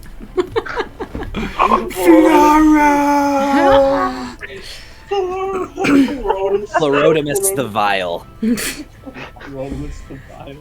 You need to find a way to incorporate that. And That's canon. now. And it's canon. Canon. And canon. If she's okay with it, she has an evil brother named Florotimus the Vile. Yes. Another bad Shift guy. your for us to necromancer. fight. Okay. We're all fucked. Another bad guy to That's fight. sick. Floridimus. Way to go. Yes, you all have heard of this Florotimus the Vile. He's in all the local papers. Yeah. The Floridimus? No, I was honestly just curious about, who it is I'm traveling with. No, that's all. And this is how things become canon. Really quickly. Nick, I swear to God, if the person in the background starts rubbing his nipples. Oh, goodness. What? Oh, hi, Tyler. Guys. Hi, Tyler. I swear to God. That is my other No, nephew, guys. I can hear you now. No, that's my little brother. He's a little weird. So what? Okay. Brandon, hippie Jesus, redneck Jesus, love you, bud. Love you, kid. No way. Love you, kid. He's not wrong. Tell him I'm busy. Tell him I'm in the middle of a D&D game. Clearly busy. You gotta be kidding me. No, they're not kidding you. Yeah. No. Alright. I'm literally in the If middle you gotta of something. step away for a minute, man, it's okay. I don't know, because usually their conversation lasts a little longer than a minute. Alright, I'll be back. Yeah. We'll fill you in. Maybe. He's grounded. Next. Oh, shit. Alright, he's no longer playing with us. So, you begin crossing this bridge, and remembering the warning from Geen about what might happen, you traverse this entire bridge, and there's nothing. I think he just made it all It's- up. Peaceful. Nothing attacks you on this bridge. See, if you guys could make a perception check. See, that's the thing about these cults. They Wait, try what? to lure you in with all these death traps speaking and all things. It seems like it's a lot of these places. Yeah, when we go to, it's like, oh, you guys would have been in so much danger if it wasn't for us. Yeah, that's exactly what cults say. The world's gonna end, but not if you sign up with us and ride our magical ship that takes you up into the stars. We'll give you a planet full a of good virgins. That's a With good my, roll. my strong nat, or +1 to this. Nat 20. Oh my god. What are we Okay. rolling again? Perception. Perception. Hold on. Some good rolls. Mm, This was a high DC, Don't too. you have advantage on perception checks? yeah. Who? You? Yeah. Oh, Plus 8. so He has a powerful. +8. I mean, I don't care. We'll With go your with the performance? He has a +8 and he gets a 12. Oh yeah. Oh, yeah. Whatever. So, Molly and Lucas, you got both 27. notice... you're going to notice this, too. Well, you're going to notice more than this. So, Molly and Lucas, you notice as you get to about the center of this bridge, a faint smell of smoke. However, it is Raven who notices, tailing behind. As you look over the edge of this bridge, you see that there appears to be some vehicles in the water directly below it. This is likely some shallow water that you were passing over, but you notice that there's some demolished vehicles underneath this bridge, halfway submerged in the water below. Oh, well, that's fun. You know what? I want to just see something right quick. I will be right back. And I just hop on my my broom, and I'll go just beeline it straight down to him. I was gonna say I'm gonna hop on my my I didn't carpet and say- go I with didn't him. tell I ain't them doing none of there was that. Vehicles somewhere. Yes, but he could follow the scent. Yeah, I'm gonna roll with him. Or, well, it's not really rolling, but you know what I mean. You didn't smell anything, you're just following because of his lead. Yeah. Yes, I I'm see him pointing it dashing out as to down. this. You follow the scent, and you begin to approach what appears to be some light plumes of smoke. This has likely been at least a few hours since this occurred, but you find some vehicles that are completely demolished as they fell off of the bridge. So are they Upon underwater? further inspection, So, halfway submerged. This is a sort of a shallow Understood. point as you come near Okay. the end of the bridge. You notice, yes, they are occupied. The vehicles are occupied. All of the occupants are dead. They're all near misers, with most of them having a very clear bullet wound to the head. Nothing we can do here. Let's loot the bodies. You want to loot the bodies? Yeah. Absolutely. All right. Give me an investigation check. The percentage, basically, the closer you are to a 20, will determine the percentage of what you find. Okay. Well, I will use my eyes of minute seeing. Hey, has it been a day? So I have my. Yes, you Temporal. actually just woke up, so you have your temporal Okay. shift. So I'm gonna use that to re-roll. So I'm going to treat that 24 like perfection, because that is above a 20. So you are getting the total of the gold that I roll here, as well as finding any other objects that I might have. Guaranteed, because of Well, I what your rolled a roll was. 14, but yeah. Okay. Well, Lucas, you find there's about 3 vehicles here. Between about 15 occupants, you find 740 gold pieces. Between about 15 occupants. nice. What are we finding? What's happening? He is looting them. He's You looting also dead bodies. What's seeing find who? Dead bodies. so he There's- went oh. so basically you were passing over this bridge and you discovered that what would have likely been an ambush set up for Of you. course. Ambulance. They fell off the side of the bridge. And most of the occupants have bullet holes in their head. This was likely meant to be an ambush for you, but all of the people that would have likely ambushed you are now dead. Who ambushed the ambush? The culty Yeah. people. Oh, nice. Okay. Jeeves, Jeeves. the Jeeves is person. Jeeves. Got it. Jeeves is Jeeves. Jeeves is Jeeves. So What? you also find 50 bullets between these 15 occupants, which is really low. I'm going to double that. You find 100. You find 100 revolver rounds. Alright. Doesn't it all count the same? Revolvers and smaller rifles use the same ammunition, yes. Once you get into larger Okay. rifles and different types of firearms, that's when the ammunition becomes different. What larger rifles do you have, Gavin? Well, the one you're building would definitely count for Oh. a higher Yeah, caliber. of course. Yeah. So, But, like- how many people are dead in here? You said 3 of them? 15. Between 3 vehicles, there are 15 dead occupants. Okay. They have enough. Mana to harvest in their corpses. Certainly try. Yeah, you can gonna I drink a few of them? Yeah. So- I'm gonna look at a nod and I'm gonna be like, I'll let you do something gross and I'll do something gross and we just don't tell the rest. I'm fine with that. Okay. So no one else is gonna want the bullets because I'll take them all. Well, right now You're it's- not down there. So You're not everybody down else was there. up on a bridge. Yeah, they Me and a flew nod down flew there. down. Oh, is anybody gonna pick up the bullets? Like, what? Yeah, so I'm gonna take out a vial out of my bag, and then I'm just going to take the back in. Actually, I'll just take a big rock. Bam! And I'm gonna crack open a skull or two, Awesome. and I'm gonna just Okay. remove some brain matter from these psionics and put it into a vial. Why not? Okay. You do it, and you see this happening and there's definitely some splatter as he grabs a large rock from underneath the surface of this shallow water and proceeds to bash open a near miser skull. Not the cleanest As you do process, but it so- gets the job done. You notice they all have inhibitors. Are you trying to preserve the inhibitor, or are you busting through that too? I mean, I don't really have a need for an inhibitor, I don't think.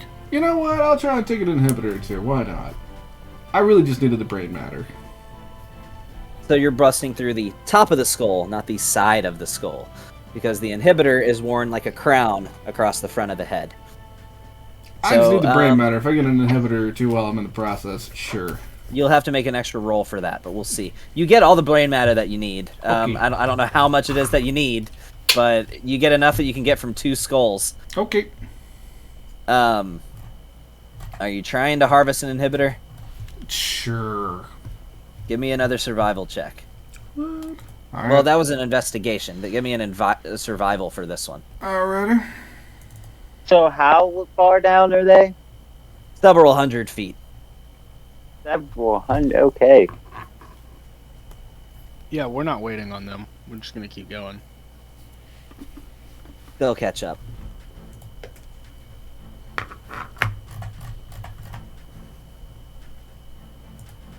I like how you say, "Oh yeah, there's 100 bullets out here," and then not even the gun person is down there to pick them up. Well, I can bring him to you. So if you're, Yeah, you're so probably let me thinking, get "Oh, this a dog straight. might-" Well, let me ask Bon. Are you waiting for them to come back up, or are you going to continue driving?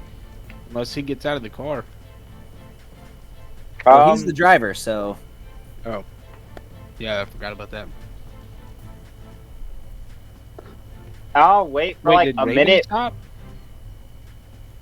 Did Raven stop as well? Yeah, No, Raven's gonna signal her hand to keep going. okay. Captain's orders. Alright. Well, I mean, like, I guess they can keep up, like they can fly, right? So Your car's faster than them, but but unless you're gunning it, then yeah, they can probably catch up. If you're gunning it, they'll never catch up. I'm not saying gun yeah. it. I'm gonna I'm gonna wave my hand down to slow down, but to keep going. Okay. yeah. So I we're not leaving them behind. Oh, hold up.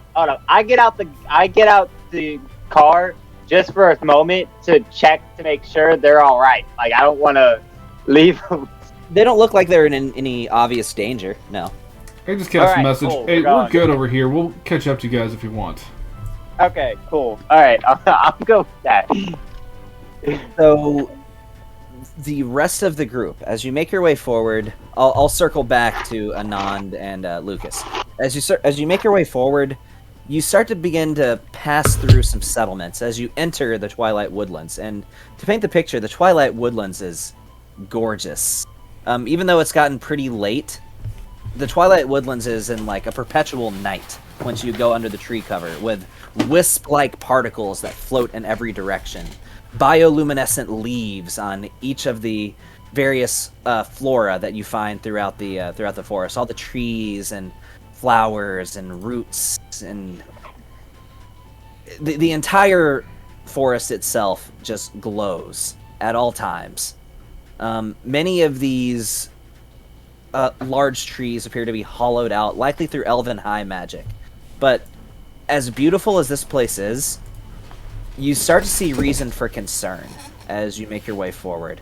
As you begin to pass through some settlements, likely extending from the Weave March, which is just the name for the various loose settlements of the Eladrin through the Twilight Woodlands.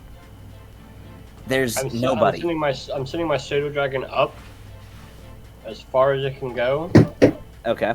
So it can look all around. It can be looking ahead of us. Okay. You don't see any people at all through this entire first settlement. I mean, there's businesses, homes, what looks to be an inn, and there's nobody there. I'm stopping. At least on the outside. I'm stopping. Okay. We'll circle back to that. I'll go back to Lucas and Anand. I mean, we're pretty much. No, I rolled a 23 on my survival, but You're able to harvest. You're able to get both of those crowns off of both of those inhibitors. okay. Off. After that, I'm good. I'll just roll on. If the nod's good, then we can roll on back and meet up with the group. Yeah, that's cool with me. So you stop. Hey, legitimate question, because What's I up? haven't asked this. So when draining with my spikes, right? Yes. Where is the most concentrated section of mana in the normal humanoid? Spleen. Usually around the heart or around the neck. Okay, so Jejunum. okay, because Anon legitimately was gonna go like the most testicle common shots, place. Oh, okay. Well, sure. and whatever like you he wanna was. do. But The most common I just place wanted for to check. feeding for really any kind of volt is around the chest area. So when anybody else comes up on these guys, now they're filled with bullet holes, have crushed skulls, and mutilated junk. yes, awesome. I love it. But the rest of the group has stopped when you find them, and you notice the same thing that I just described. It's obviously a settlement with some primitive-looking residences, usually things built out of stone or built into the side of trees. But you don't find any people, at least on the outside. You haven't gone into any buildings yet, but you notice there's a few residences, and there appears to be a large inn from this extra large, like, juniper tree that appears to have been affected by elven high magic to the point that it is now inhabitable. I snap my fingers to make my blade appear, Okay. and I start walking in towards the. All right. Is everybody else following? Pseudo dragon still in the air. No, I'm going to cast a ritual spell. What are you going to cast? Or what are you going to Augury. start working on? Augury. All right. What's the casting time? 1 minute. 1 minute? Okay, so it's normally just an action? Yeah. So 1 Gotcha. minute action. Is So, anybody else doing anything, or are they just following, walking into the inn? Walking. I thought we were walking into the town, or I guess we're walking into the inn. Yeah. So, strange sight when you walk into this place. You don't notice any people in here except for one Eladrin. Appears to be a spring Eladrin that's just standing behind the counter with a blank stare. Doesn't acknowledge you, doesn't say anything to you. He's just... I whistle real loud. Hey! He keeps this expression. I'm gonna just thump him on the forehead. After you thump him on the forehead, you hear one sound as you hear him go, "Bok!" Is what form is he in? What season? Spring. He's in spring. And after you flicked him on the forehead, he just went, "Bok!" And then he goes, "Bok, bok!"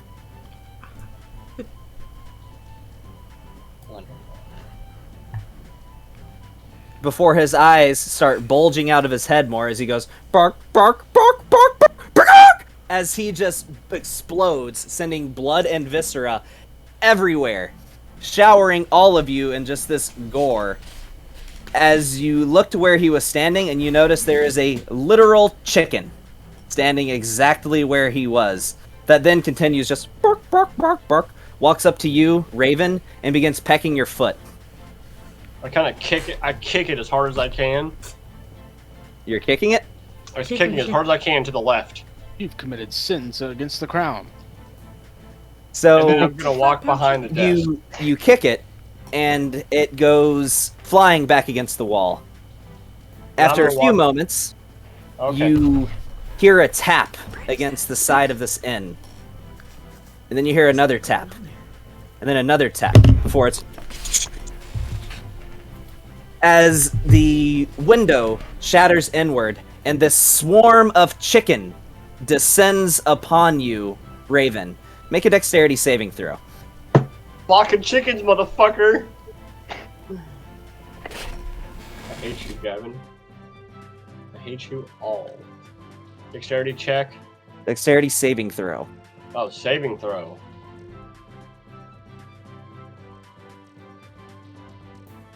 Fuck that. That's 11.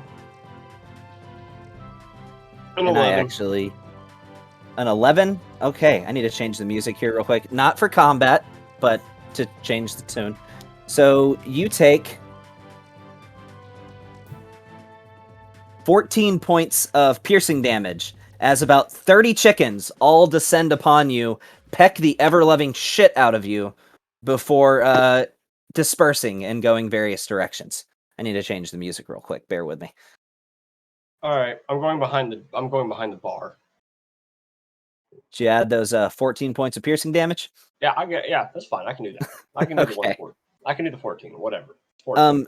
You go behind the bar and you don't really see anything out of the ordinary. You see some various wines and ales. I'm you literally kind just of- going to start taking ales and throwing them in my pouch. Okay. And I'm searching for other things. So I will make a perception check if you want me to. Make this anything of investigation. Investigation? Yeah.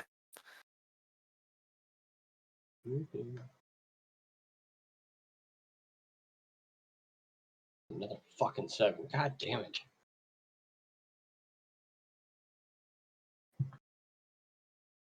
Dang it.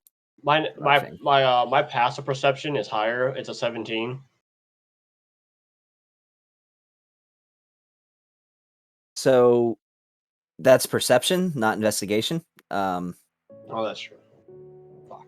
Oh, I'm at an 8. The only strange thing that you find is what appears to be this rune that you can't really identify. It's not in a language that you understand. I cast Identify Language.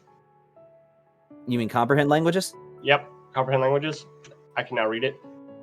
Okay. Actually, no, I have Eyes of the Runekeeper, so I can read it. That's right, you can. It says madness, and the language is in Sylvan. I pull out a piece of fabric, and I wrap it in it, and I wrap it tight, and I put it in my pouch. Well, it's sort of inscribed on the surface. Like, Cool. I'll take a knife, and I'll cut it out, and then wrap it in a cloth, and put it in my pouch. Okay, if you're trying that, give me a strength check. See if you can actually carve out this section of wood. Strength check. This is gonna go well. Natural 20, come on! Got 9.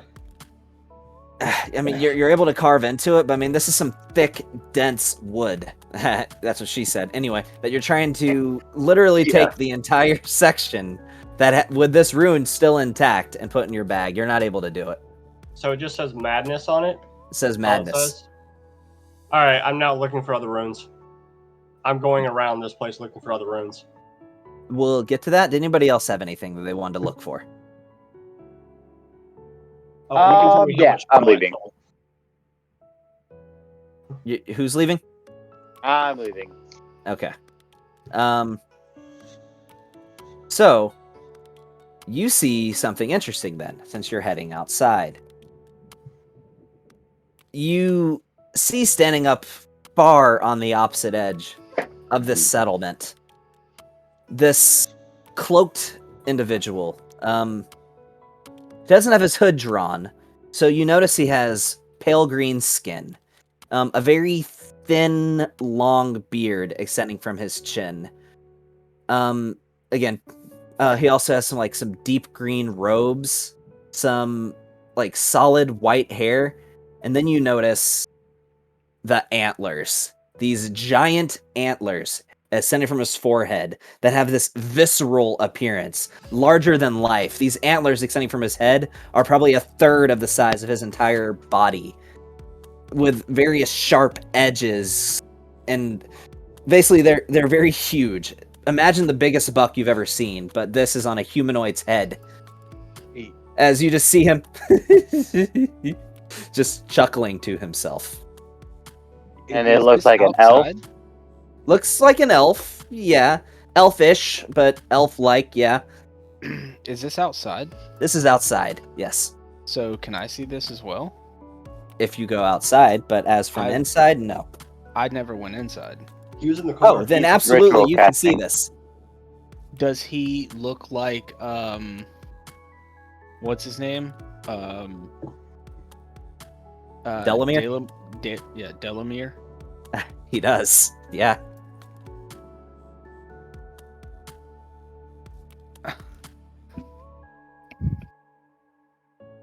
How far away is he? I'll say about 500 feet, way at the other end of the town.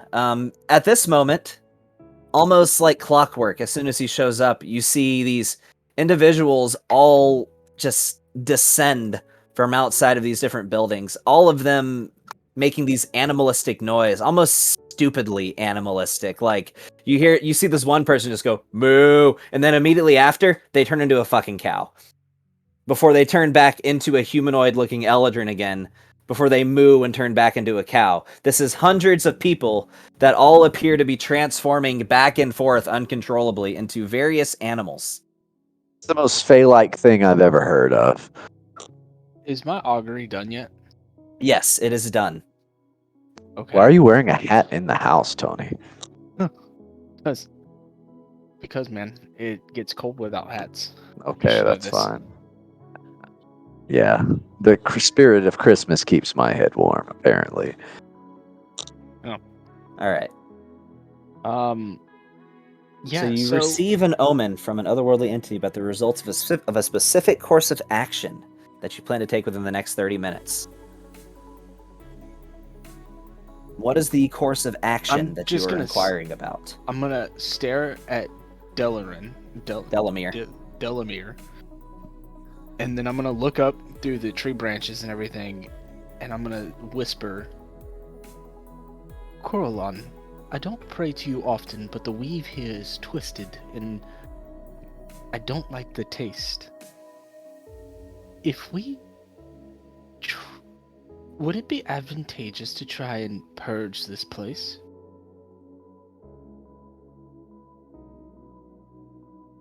Weal and woe.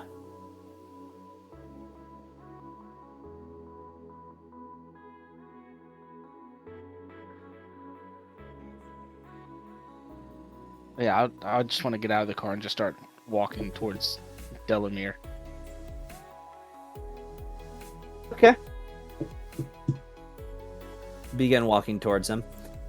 And he looks in your directions and shouts, and he says, "Ooh, soul of the old lord.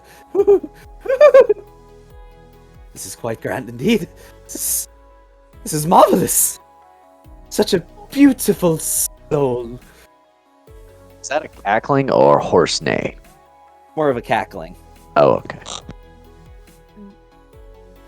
We've met before. Oh no, that was the other me. Oh, there's multiple of you. That was the other me. This is this me. That was the other me. The other me is the other me, not this me. This me is this me. So I met the other you, not the other you. me. Yes. So you are here, but the other you is over there. No, I am here. Other me is also here too, but is not the person that you are currently looking at. Oh, well, do you retain the same amount of knowledge as other you?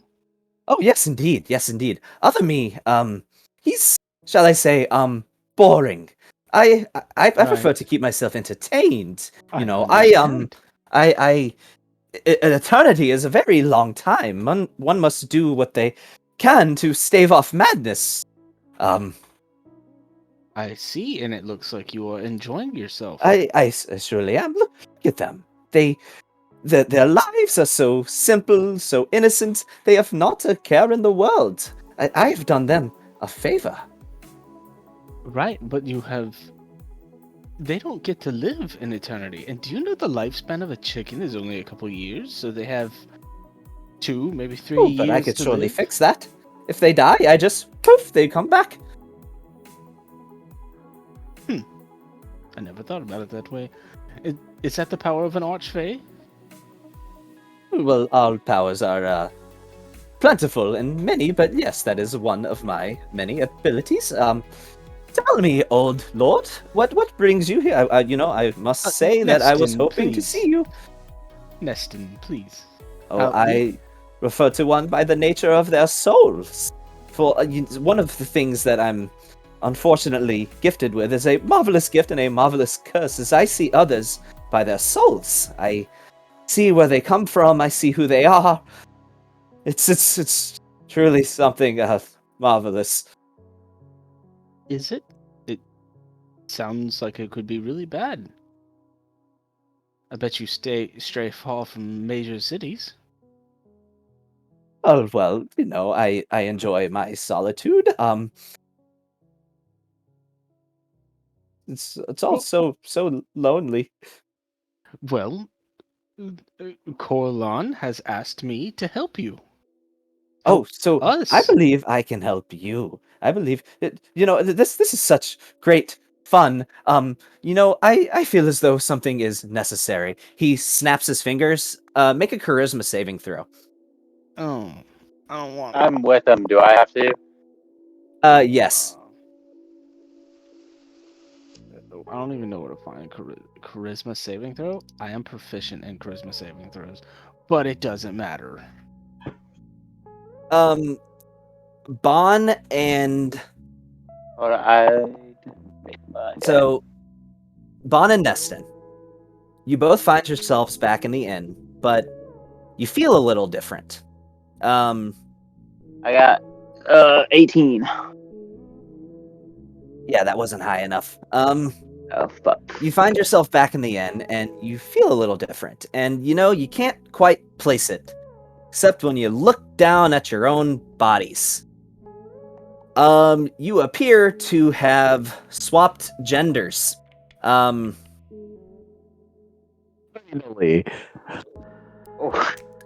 As Bon, you are now a woman, and Neston, you are also now a woman. Is Ananda a woman? Not yet. Oh, I didn't think we Fun, were there. I thought we were still playing catch up. Fun. Yeah, okay, cool. You do not You guys are there. You made it. Oh, I didn't know we were there already. All right. Womanhood does not suit you. What the Everyone? hell did you get yourself into? Hold on. What? Right. I- Everyone, I'm- there is an archfey outside, and I will handle this. And I storm out. I Delamere, must say that Delamere, you guys come here notice right that now. Neston is quite attractive. Ma'am, I need you to calm down. don't you tell me to calm down, He Lucas. says, "Oh, so much fun! So much fun!" Snap! Everybody make charisma saving throws. Other Oh than my. Bon and Neston, Am I in there? you are there. Charisma. Like, Hey, I'm a dude. I was gonna say, aren't I technically elfish, and I can't be charmed or any of that type of This jazz? isn't a charm. Oh, never mind. I rolled an 18. So Yeah, everybody's I rolled character is naked. the opposite gender from what they were. Oh I my haven't done it How the yet. hell does my clothes look? It looks hilarious. Actually, question: am I able to counterspell this? No. He's gonna This say is it's not an a spell. ability. I was waiting for it. You tell me a spell other than true polymorph that can change somebody's gender. Polymorph. Okay. Does a 20 Polymorph? work for you? I And rolled that a was 20. supposed to be a saving throw. No, That- it doesn't. no! I didn't click on the saving throws. It didn't work? Are you kidding? And my I'll tell you saving what the throw is DC plus was 1 for also. this. The DC What? was 24 for this. Oh, okay. Never mind. This Yeah, is a that's not what I was CR gonna make. 29 creature. Okay. So, So, Anon's a chick now? yeah, you are all the opposite gender. Okay. So I'm going to look at Lucas and be like...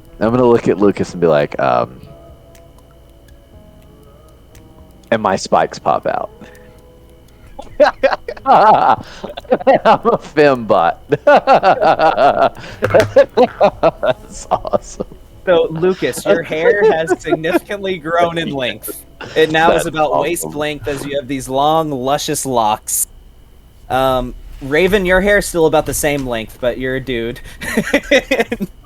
And Flora, your hair is now very long and spiky. If you picture like the best anime hair, you know. I have a question. And Neston, your hair Vina. is the same length because it was already long and blonde.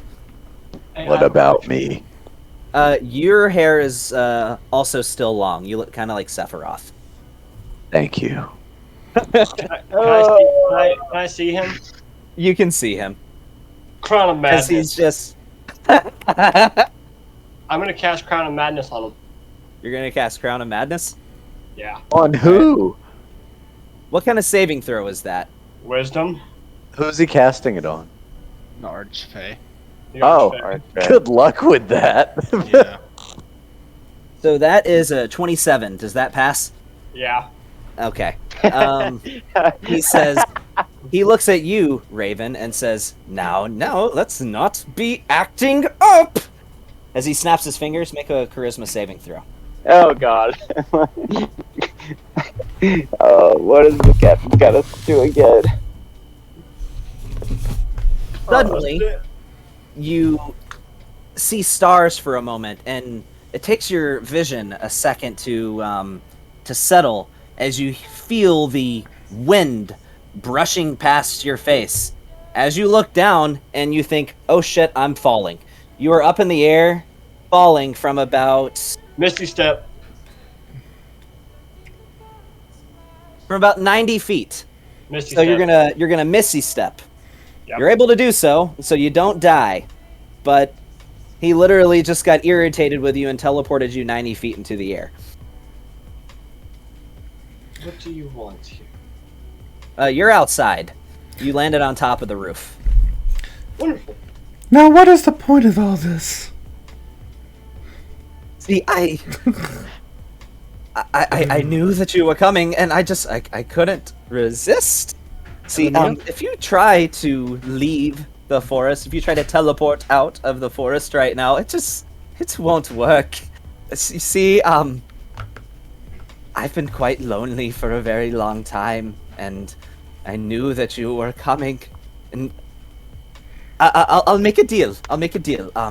I will change all of these people back to normal, and change you back to normal as well if you play a series of games. Well, really, just you pick one. The price for passage. So the first there's option. no need for changing us into a woman and for women to be men. There's no need. But it's so much fun.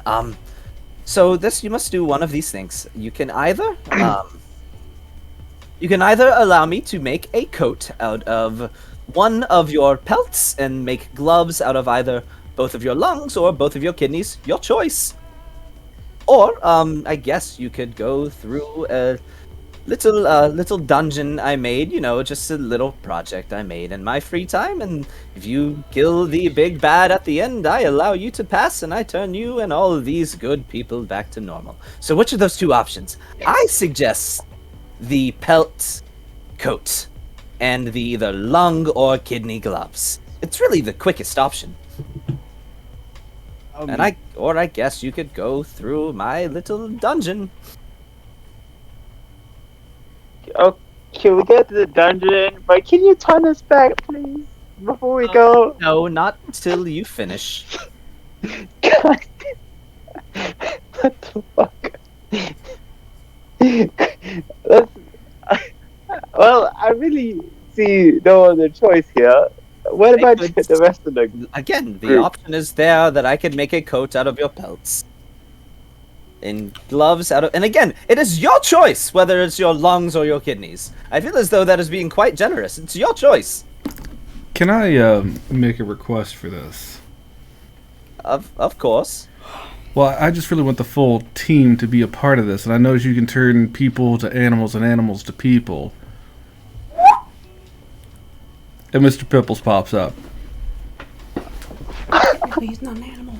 You wish for your friend to be made into a... What is it? Human, angel, Tarask. Scratch those last two options. Dragons, scratch that one. I can't do it. I mean, I could, but... an elf, a shifter, changeling, chicken? Why don't you just pick something that makes it interesting? Just for the dungeon. I tell you what, how about this? Why don't we roll for it? First, I'm going to need you to make a persuasion check to see if he'll actually do this.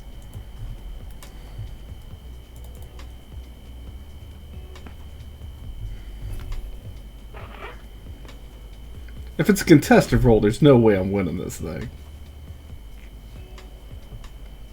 Well, with a natural roll like that, you are. He says, I suppose. You know what I've always liked? Dinosaurs. I've always loved it. What is your favorite dinosaur? Tell me, what's your favorite dinosaur? Campaign all over again. Campaign one. Who am I to argue with dinosaurs? Well, what's your favorite kind? Personally, I'm a big fan of the Pterodon. I believe that's what they are called. I also love a good pterodactyl, you know, as he actually turns into a literal pterodactyl for this impression, as he lets out this loud screech and turns back. You know, I like that option. How about your little kitty friend turns into a pterodactyl? As long as it fits in the dungeon. Let me see if there's a... Didn't just dig myself a hole. Let me see if there's a stat block for a pterodactyl. Oh my god. You just dug yourself a hole. Yeah, I think you did. You know what? We're going to use the giant eagle statistics for the pterodactyl. That's what we're going to use. As he snaps his hand and Mr. Pibbles appears with just a fucking pterodactyl, and it's purple.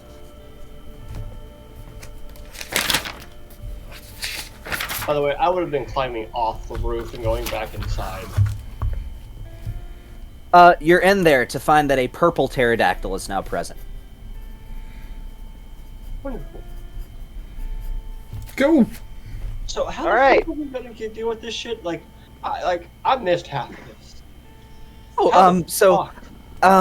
I gave your allies a condition to get through, and I really think they chose the most complicated option. They could either go through a dungeon that I made and kill the enemy that I left out, or they can trade in their skin for a coat and either both of their lungs or both of their kidneys for gloves. I feel like that's the better, quicker option. Again, it is your choice whether you go with the lungs or the kidneys. I cannot be more generous. Both kidneys or just one? Both. Oh. I'm gonna have to go with the fuck off option. No, He looks at you. Make another charisma saving throw. No, don't listen. Oh god. Just take us to the dungeon. Just put us in the dungeon. Don't. Oh my god.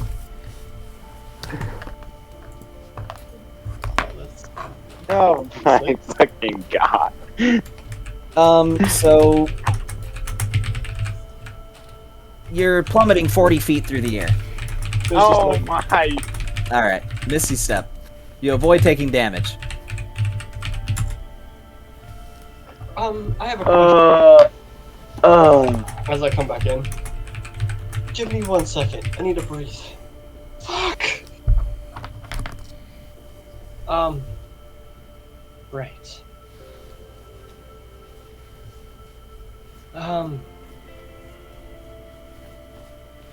Or you could just stay with me forever and I leave you like that. I feel like I'm giving you so many options.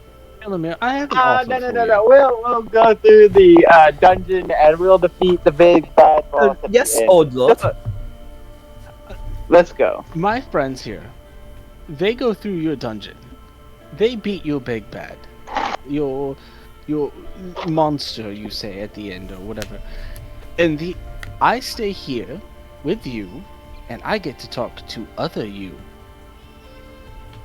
You wish to speak to other me. Yes, you could use me as collateral. So let's say they die in the dungeon. Then you still stay with have me forever. Yes, but I get to talk to other you while they're in the dungeon. Make a persuasion check with advantage. Oh, I'm not good at this either.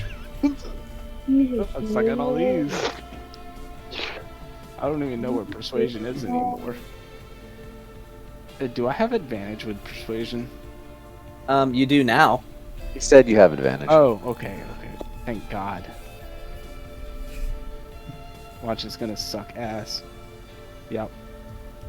Well, I rolled a natural that. Oh. Yes, keep me company. Keep me company. You can speak to other me for moments. Yes. Right. The only person that could actually give us any kind of healing is going to stay here. Wonderful, Neston. Be chicken shit like you always are. I swear. But Flora heals us all the time. In the world. He has I'm sure he has a reason. Yes, stay here with me, old lord. Stay, old lord. By the way, I must point out there's some very interesting souls among you. He looks at you, Bon, and says, "You appear to not even be from here. In fact, your soul technically should not even exist yet." Then he looks at you, Lucas, and says, "And my God, yours, you appear to be as though you've been skinned alive." Sure, there's a story behind that. Perhaps you can enlighten me later, if you want. Don't have to. Yes, so he snaps his fingers. You see this big purple vortex open up behind him. And he says, "After you." Well, I say that. I will be staying here. Speaking with the old lord here. Go through, tortured one, person out of time. The rest of you, with your souls. Lucas, here, take this. I hand him my bag of holding and the jar of it. It literally looks like Vaseline. It's the Krogram's ointment. Theophram's ointment. Yeah, Theophram's ointment. That's what I said. All right, I'll take that and walk with my one-eyed purple pterodactyl into the vortex. So the ointment has 4 doses. You apply 1 dose, I think it's with an action, and it heals 2d4, cures all poisons, diseases, stuff like that. Yeah. And magical items. Basically a healing potion that you don't have to drink. And yeah, it does a lot. Giant container of Neosporin. Yeah, it's like hyper Neosporin. Yeah. Molly, after you. By the way, how does Molly look as a dude? I'll let you describe that one. Oh God.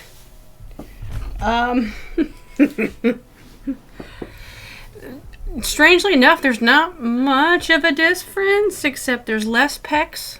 Less boobs, more pec, I suppose. And then I think he froze.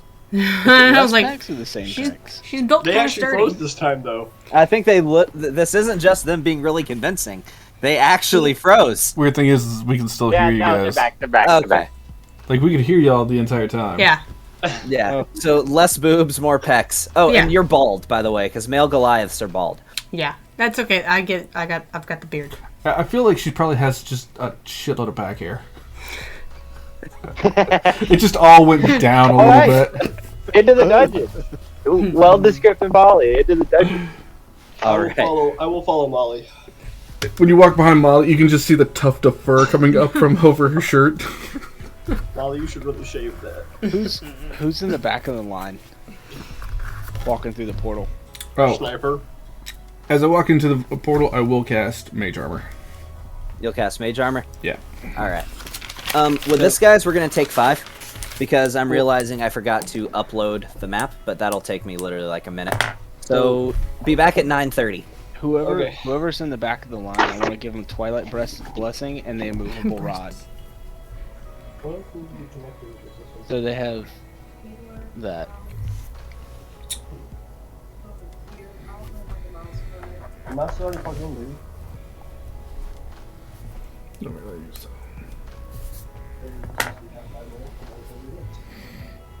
Oh, that's...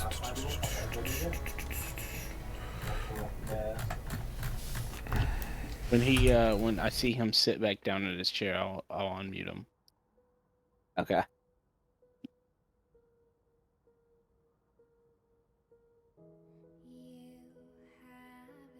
Marte. Good sir. Oh, he's not even there.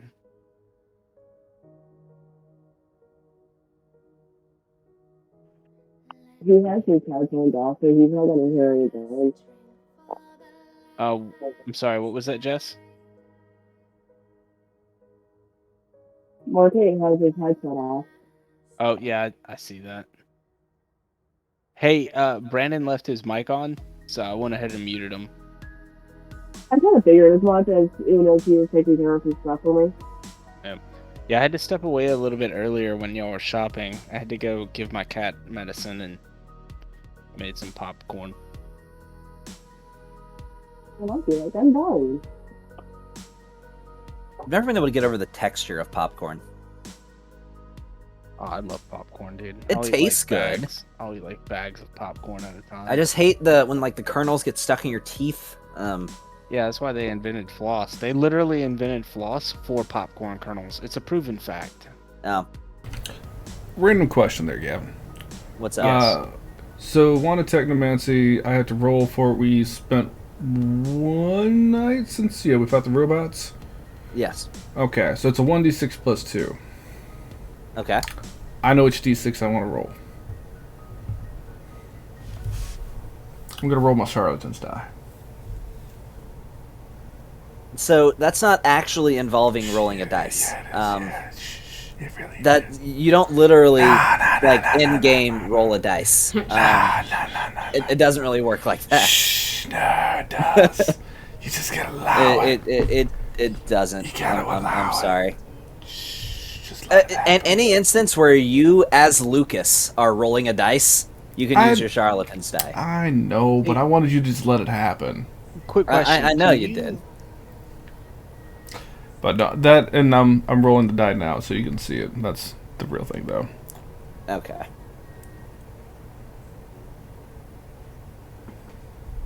I don't think that's right. Yeah, I apologize about earlier. I try not to railroad you guys, but this is one thing where literally, like, I completely disregarded what I was going to do with this session, like 2 days ago. Because I saw a video on TikTok about a dungeon where it said, if you're a really insane DM, give your players this dungeon. And I was like, oh, that's awesome. That's awesome. Yeah, I need to do that. As long as you don't call a labyrinth a maze and mazes labyrinths, I'm cool. No, I got you. There's a clear description between the two. So I made a dungeon based on this idea because I think it's brilliant and it is so extremely me.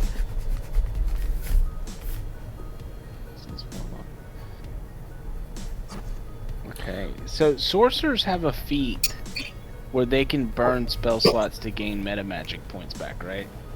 Yes. What is that called? It is called... That's an excellent question. It's called something. Oh, okay. Cool. Something it is. That was a question directed towards Sean.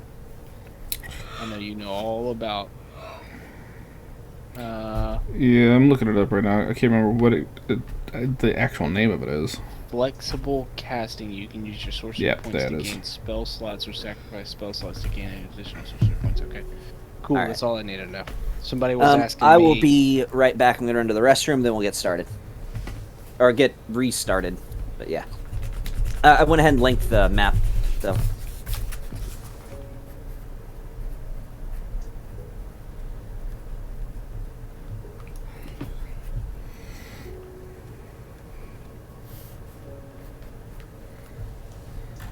What's that? Second level.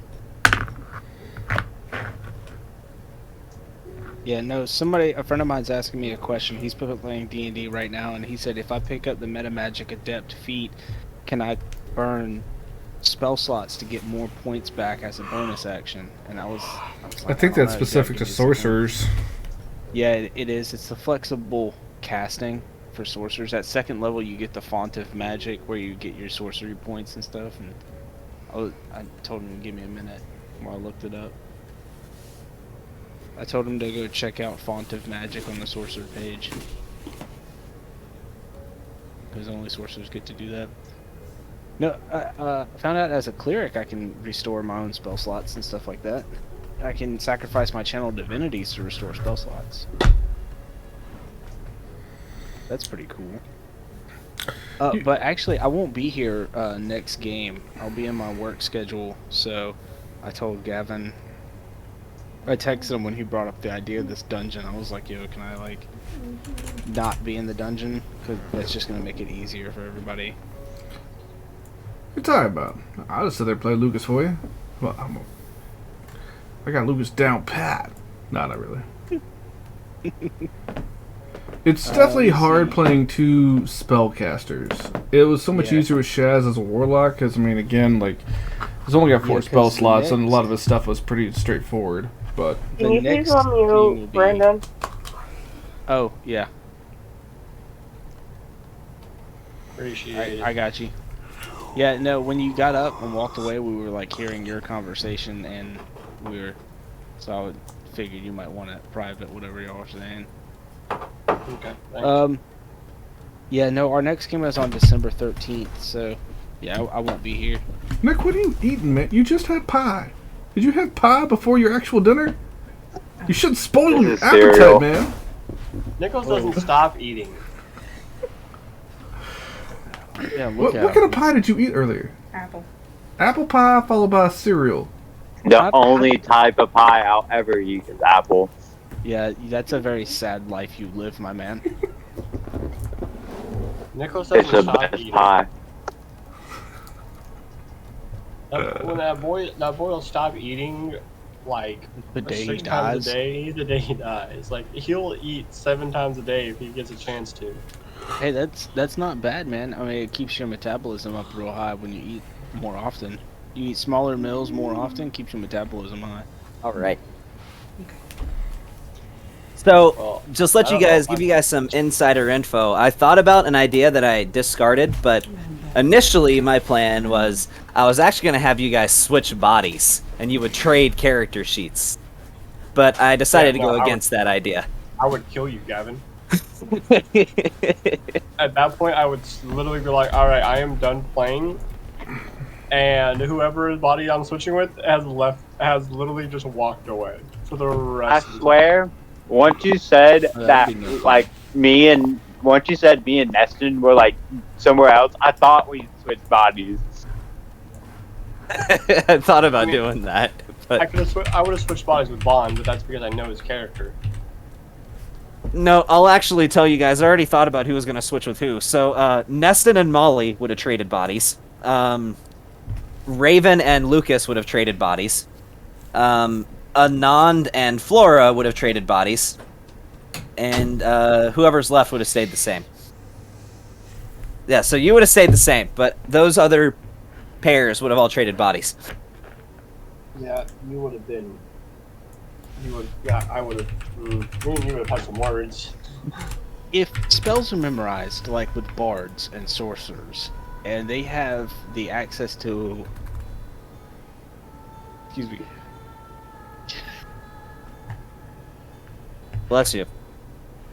Oh, you. And they. Okay, so spells are memorized. Then wouldn't they still be able to cast their original spells, even though they swap bodies with somebody else? Because. And I had that thought where I was like, wait, wouldn't a cleric who swapped bodies still be a cleric in the body they went to? Which is why I didn't do it. Yeah. Oh, by the way, I wasn't gonna force it, but I thought about it. It's like, you know what a really good choice you could have taken with the whole Mr. Pebbles? Grimalkin. Yeah, I know I could have, but that's I not don't a real actually thing. have them in Fantasy Grounds. But I had the thought. I was like, that would have been cool, but Yeah. So I was like, but now he's just cool. a pterodactyl with the stats of a giant eagle. Yeah, I got Giant Eagle pulled up here. It's not super strong, but yeah, it'll do. Would you do me a favor? Because Toad's got her early morning, so she's calling it. Just give her character sheet Release to your me. character. Yeah. Yeah, I can do that. I'll do the Molly thing. Molly Smash. Or no, it's Molly Smash. Soft kitty, warm kitty. Except Molly actually has a deep voice now. Yeah, let me do that real quick. Are they still swap gendered in the Everybody is. Till you finish this dungeon, you are the opposite gender from what you started. These clothes are too tight. This do is you want aggravating. to- These do you clothes are wanna really s- tight. you want to start with them in there? Alright, ownership has been cleared of Molly. How big are my tatas? You got like some solid Same. C cups, man. You know what? about- No, Not too big, not too no, rough. your What C about cup. me? Anand, you are an anime waifu. You've got some double Thank D. God. You got back problems, yo. Finally. You got some big thighs and Just rocking them mega milkers. Let's go. you got some mega milkers. But non-cheese too.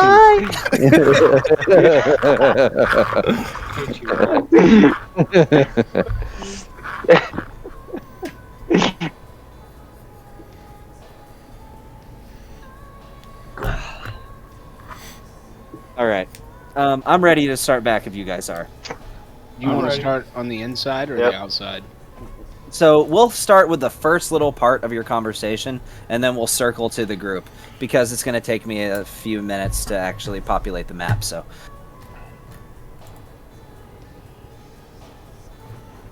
but yes, you are alone with him, and he says, "Let me bring out the other one." So boring. So he doesn't have a sense of humor. Give me a moment. He stands there for a moment. His eyes glaze over white. He explodes, sprays blood and viscera everywhere, but you literally see him still standing in the same spot before you. Just with the only difference being that his antlers are much more tame in appearance. Like they normally were in yes. the dream? Yes, the ones before were all gnarled and twisted. These just look like deer antlers. Okay. Delamere. Soul of the Old Lord. What brings you? I apologize for the mannerisms of my counterparts. Yes. Um, Before we begin, fix it. Please. Oh, I'm so sorry. Where are the rest of your companions? I'll reverse it for them too. Don't tell me they've already gone through the... Yes. Ow. There's nothing I can do for them at this point then, but here. Snaps his fingers. You're a dude again. You're yourself. You look identical to how you did before.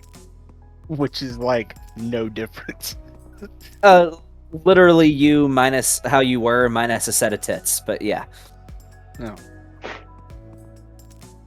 I have questions for you.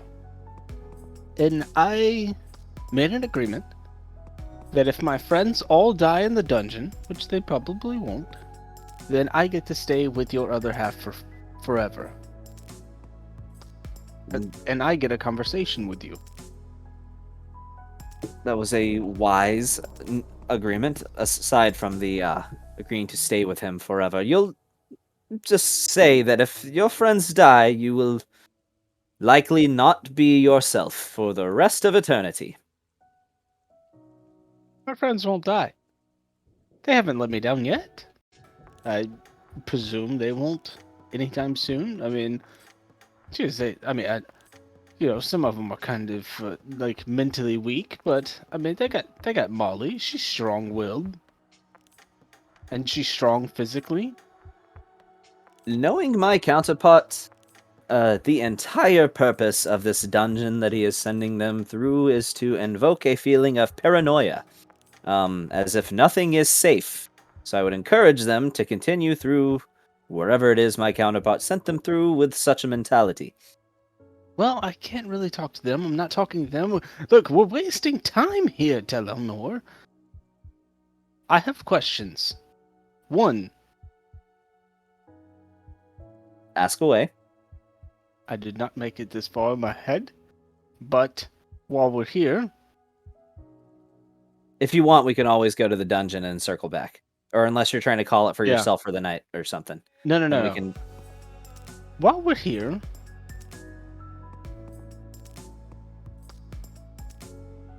Tea is what we need. Yes, indeed. Yes, indeed. He snaps his fingers and says, "Is Earl Grey okay with you?"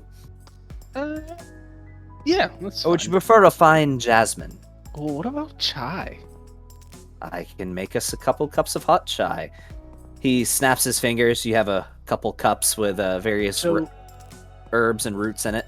I want to go kind of a little bit in depth in this whole old lord thing, and I want to know more about it.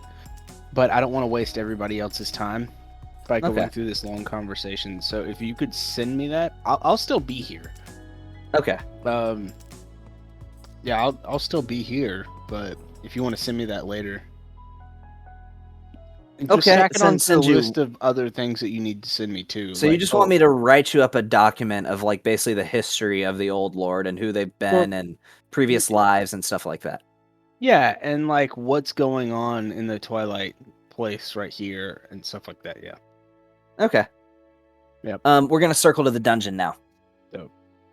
So, all right. I got everybody but Raven in here, so I gotta drag Raven into the combat tracker. I believe that did it.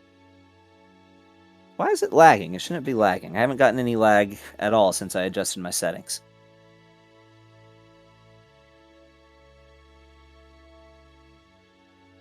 There it is. Okay.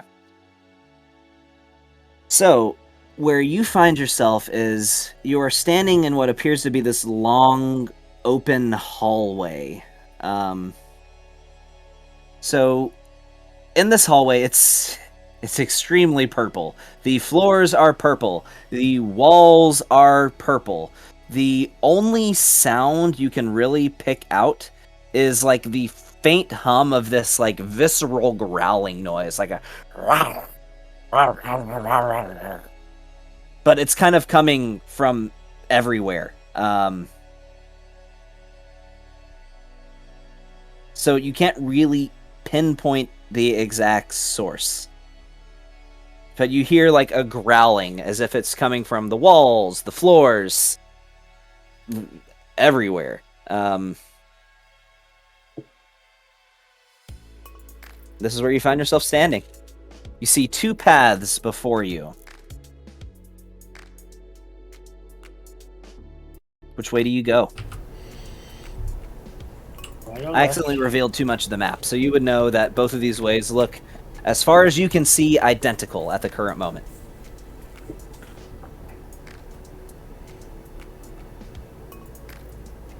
Oh, Bon has the immovable rod and Twilight Blessing, so he has advantage on his initiative. Okay. Bon, you have a little metal rod that has a button on one end. When you press the button, it stops moving. Yeah, I know what the item does. I gotcha. Cool. How long is the rod, just for reference? It's like 3 or 4 feet. Inches? Oh, no, it's longer than that. It's like half the size of a staff. No, it's a rod. Yeah, it's a rod is about half the size of a staff. Oh. Like the size of like a short sword, you know? It's just a small metal pole, probably about Okay. that long. I just wanted. I'm cutting myself. Are you? Why would you do that, man? I'm cutting myself. Aw. Gotta be emo. Yep, Alright. gotta be emo. Alright, so. All right. Yeah, I'm gonna do investigation checks because I don't trust this guy in anything. Considering I'm a girl now. So what are you checking? Are you just checking for traps? Are you checking the door? What are you doing? I'm checking for traps. Alright, are you checking the door for traps or just checking everywhere? Yeah, I'll check both doors for traps. Okay. Alright, so how are you checking this door for traps? What are you doing? Are you just like are you checking to see if it's locked? Are you putting your hands on it and checking to see if like there's any mechanism that might be triggered? I'll go for a visual check, and then if I don't see anything that would so I'll just do a visual check right now. Visually, they look like doors. Okay. Well, now I start I guess poking and prodding to see if there would be anything that could harm me. If this is going to take a minute while he's doing that, I'm just going to ritual cast Detect Magic. Okay. Well, so that's going to take you a minute, but that's fine. So you poke the door, and then after you poke the door, you do it, and then you can't pull your finger off of the door. When suddenly you hear as these hands reach out from the door and grab you. I need you to make an acrobatics, well, either an acrobatics or athletics check. You have disadvantage, by the way. Okay, disadvantage. Door are you checking? The north or the south one? We'll do, I guess, north one. Great. Oh, both are 15, so it's 22. So it's a 22. All right. Let me go ahead and do a thing.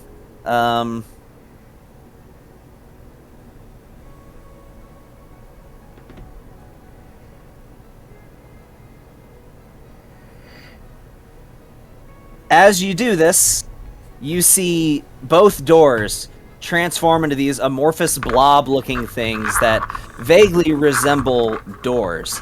At about the same time, let's see, how many of those are there? Okay, so give me a second. As you see all the torches on the wall also fall off of the walls, with the fire being extinguished. As each of those torches reveals themselves to be a mimic. I need you guys to roll initiative. Great. Wait. I made a mimic dungeon.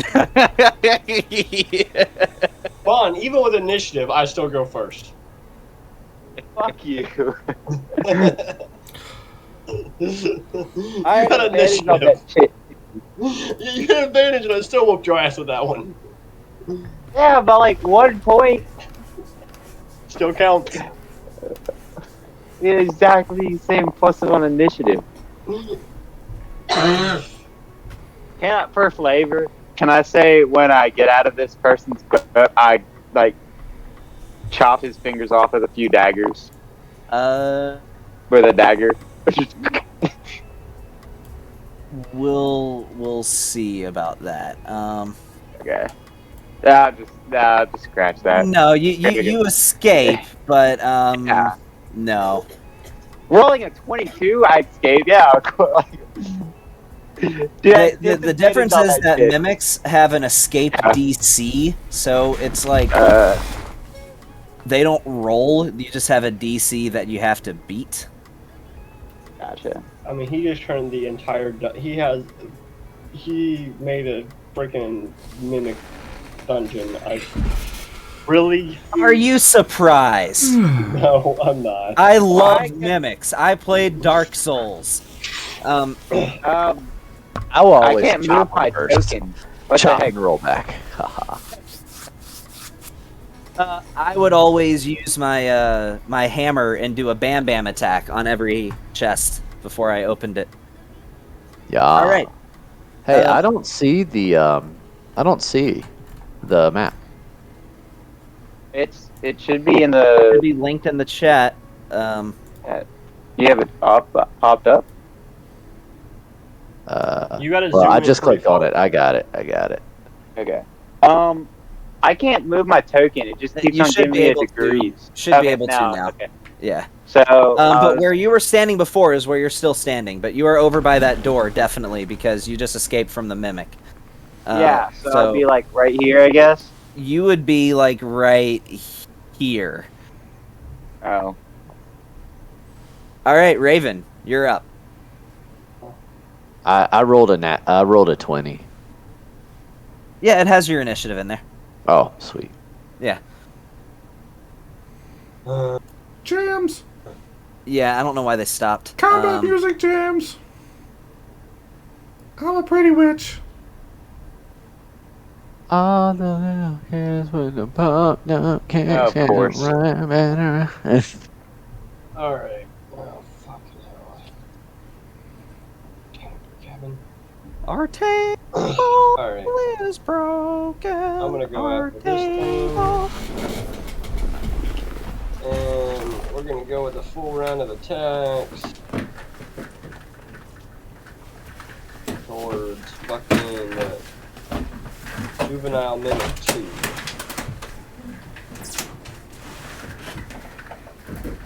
Hey, that's a hit. And he's gonna take some of this. And he's gonna I'm take trying to more change some- the music. There it goes. Oh, that was an insta-death? Yeah, they have like barely any hit points. They're juvenile mimics. Yep. Let's see. 5, 10, 15, 20, 25, 30. Cool. I can get to it. And now we're gonna go attack this mimic. You hadn't moved at all that turn? Mm-mm. Okay. Well, I mean, I moved 5. I have 35 movement. You have 30 movement, but that could still get you to there. So you'd still be able to get to it. So I can still hit it. Yeah, it's okay. This one still hit it. All right, now it's gonna get.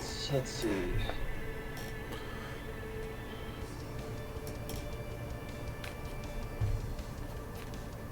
Gonna take some of this. It's gonna take more of this. Now my final attack. Oh! Oh, I missed. oh damn. That's a big old miss. All right, Yeah, that's it. That's all I can do. that's all you can do. All I can All do. right, Bon, you're up. All right. I bonus action bonus action disengage. Okay. I come here and we're gonna do a little thing. So I jump as high as I can, and as soon as I get to my peak heightness, hold up 1 second, my audio just cut out. I can hear you, man. Just fine.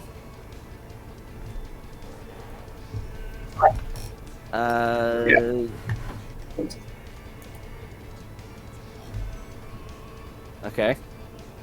And There we go. I can. Nope. there we go. All right. Anyway. All right. I can hear you now. Cool. Cool. So I jump up to my peak heightness. It's the high as I can jump, and I click the immovable rod, and I proceed to swing up and stand on top of the immovable rod. Like the immovable rod's like this way in the air. So the max height that you can jump is 8 plus your strength score. So 8 plus your strength score is, well, it's 0. So 8. Plus you can extend your hands up to half your height. How tall are you? You are 5'6". So we'll just say that, just for ease, that you can get the immovable rod 10 feet off the ground. Give me an acrobatics check to see if you can twirl and stand on this immovable rod that I assume you're placing horizontally. Yeah, I'm placing it horizontal so I can stand on top. Yeah. Skills. Acrobatics. Come on. That's a 15. That's a 22, baby. All right, Let's go. you pull it off. You're now standing 10 feet off the ground. What does it take to activate the immovable rod? Is it if it's an interact with object or click? Just a click up with your thumb. all right? Just for brevity, well, I'll just say it's that. I'm not sure what it takes, but I don't want to take the time to look it up. You're standing on it. Okay. Yep. My audio just cut out again. Come on, come back. There we go. Back. I don't know why it keeps on doing that. Anyways, yeah. So wait, so I can't interact with object to get out my gun, or yeah. Let me look up the item. But I mean, you could still get out your gun, but two interacts is a bonus. But I use my bonus action to disengage. So I'll let you rethink this because it says it takes an action to press the button. What? So what? It says it takes an action to press the button. An action? Yes, to activate the immovable rod takes an action. Oh, according great. to the item description. Okay, well, you want to change that, or are you just gonna try to get off the ground? Because you can do it, but between the disengage and that, it's your whole turn. The disengage, that would be the end of my turn? Between the disengage and activating the immovable rod, that's everything. Yeah, I'll do it. That's fine. I'll just be off. I'll just be trying to be to a point where they can't hit me. And yeah, that'll be the end of my turn. Okay. So moving on, it is the Juvenile Mimic 1's turn. So the Juvenile Mimic 1 is going to move 30 feet. 5, 10, 15, 20. It's going to head over to Lucas, and it's going to attempt to make an attack. So it's coming at you with a bite attack.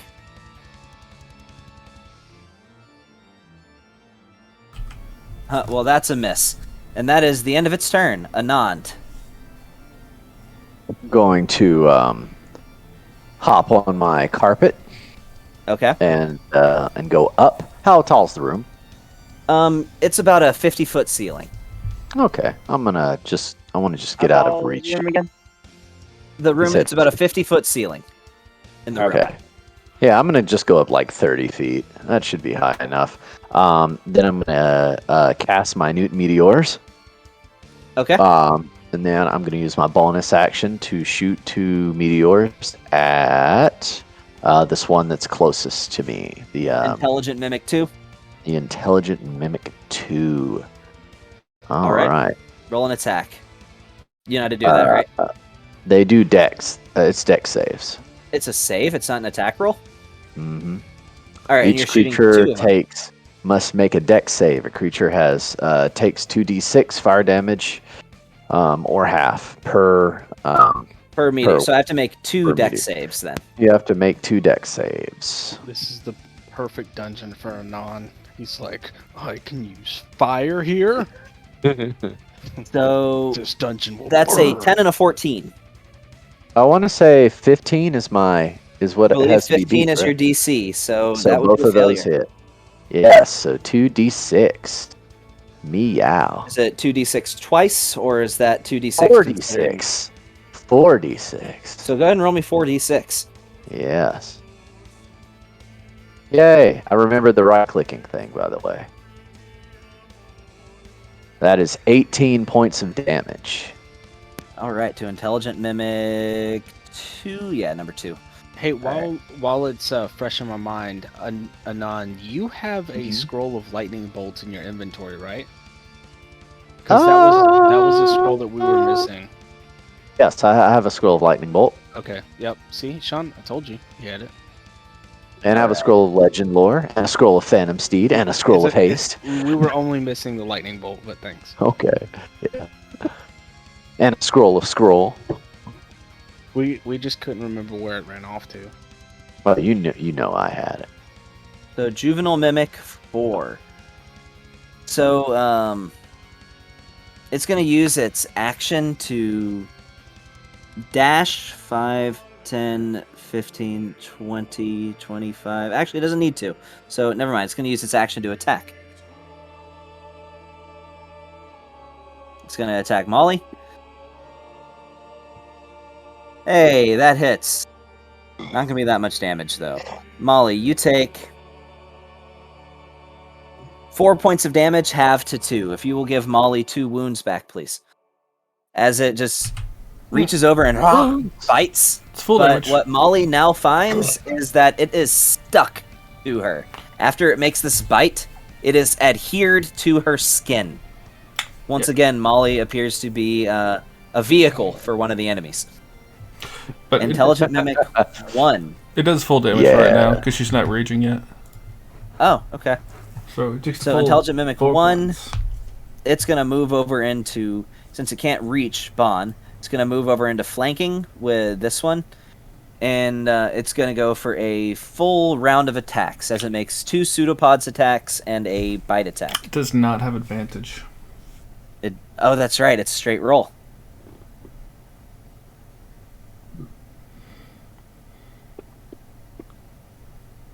Why did the music stop? Oh, Music right. play. I'm gonna say nah. What, are you going to use shield? Yep. All right, that misses. It's going to go in for another pseudopod attack. As you see this like bulbous slime like object shoots from its body and it attacks again.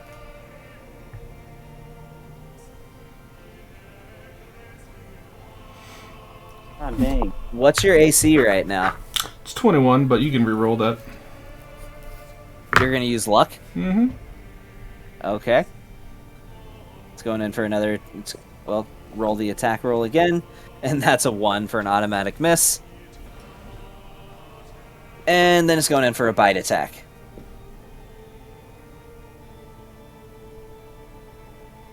God dang. Can't do nothing about that one. I already used my luck point. I don't think I can use them back to back. What would you do? That says you can't, but that would be 2 out of the 3 of them right just from this one creature. It's up to you whether you want to do it or not. Nah.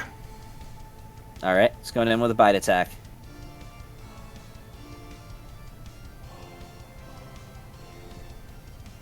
Alright, and that hits. Let's see. But it did hit. You just rolled damage. Yeah, I did roll the damage. Yeah, that's what I'm saying. You like Yeah. roll the damage and you're like, and that hits. I'm like, yeah. We already knew that part. Alright, but it doesn't stick to you, because it takes a pseudopod attack for it to stick to you. But it does bite into you as you feel some of this acid burning into your skin. Okie doke. Alright, Juvenile Mimic 7. Can it make it? 5, 10, 15, 20, 25, 30. Yes, it can, but it can't get into... it can't get into flanking. So it's going to go in for a bite attack.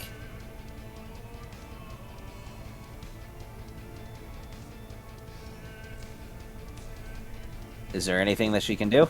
Mm-mm. Well, I didn't Alright, have roll a weapons. hit. Or roll for damage, I mean. That's 2 points of damage. Okay. Juvenile Mimic 3. As it drops down from this torch, as the fire extinguishes, it's just gonna action dash, move as close as it can. 5, 10, 15, 20, 25, 30, 35, 40, 45, 50, 55, and 60, and get itself right there. And now it is Molly's turn. Okie dokie.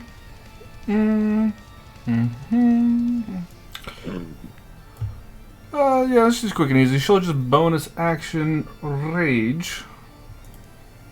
Okay. And then, yeah, she'll just do a reckless attack here. Alright. She's gonna attack right this one.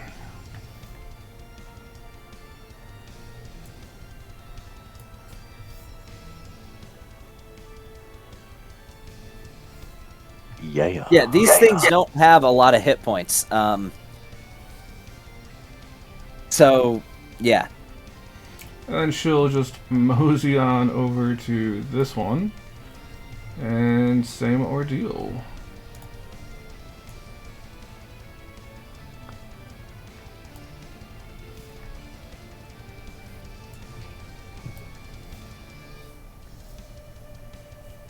Only left? No. Yeah, I gotta run. No. All right, man. Alright, and You don't love me. Four's the one that's stuck to her, right? You know I love all you guys. Yes. Do you know? Okay. Do you? Especially in y'all's women forms. So it is a small creature, however, so she can move unhindered by it. It doesn't hinder her movement speed since it's a size lower than her. That's fine. She's good with that right there. And that's her turn. She did her 2 attacks. And her bonus action Okay. rage. Flora.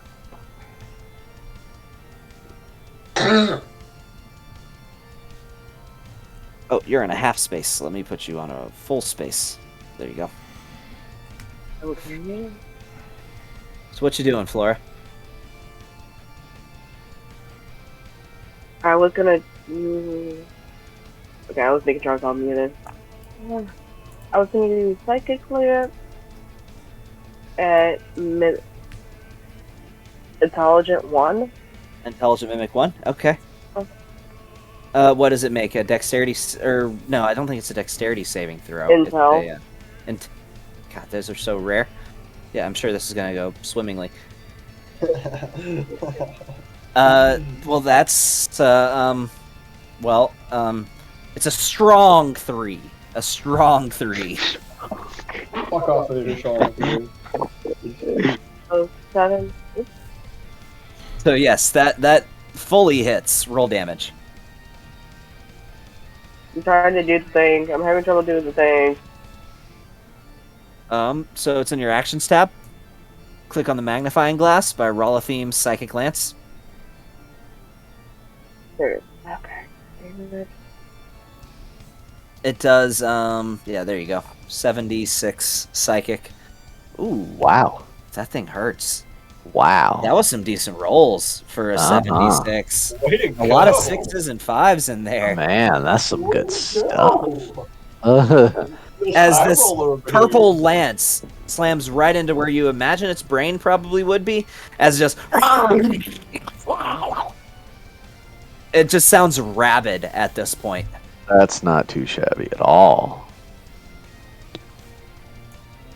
And I was going to do a extra attack with So, Matchbox, you know. that's your action to cast a spell. If there's anything that you have that lets you cast a spell as a bonus, then you can do that. I also, but- with my Thingamadogan, I get extra attack. Really? What gives you extra attack? Starting 6th level, you can attack twice instead of once whenever you take the attack action on your turn. Oh, so yes, that's true for weapon attacks. If you cast a spell, though, a spell specifies that it takes your whole action. So casting that spell is your entire action. If you have something that lets you attack as a bonus, which I don't know that you do, I don't think you do, then you could do that. But casting that spell was your whole action. You have your bonus, so you could always use a bonus action spell. You could always inspire somebody. Machine.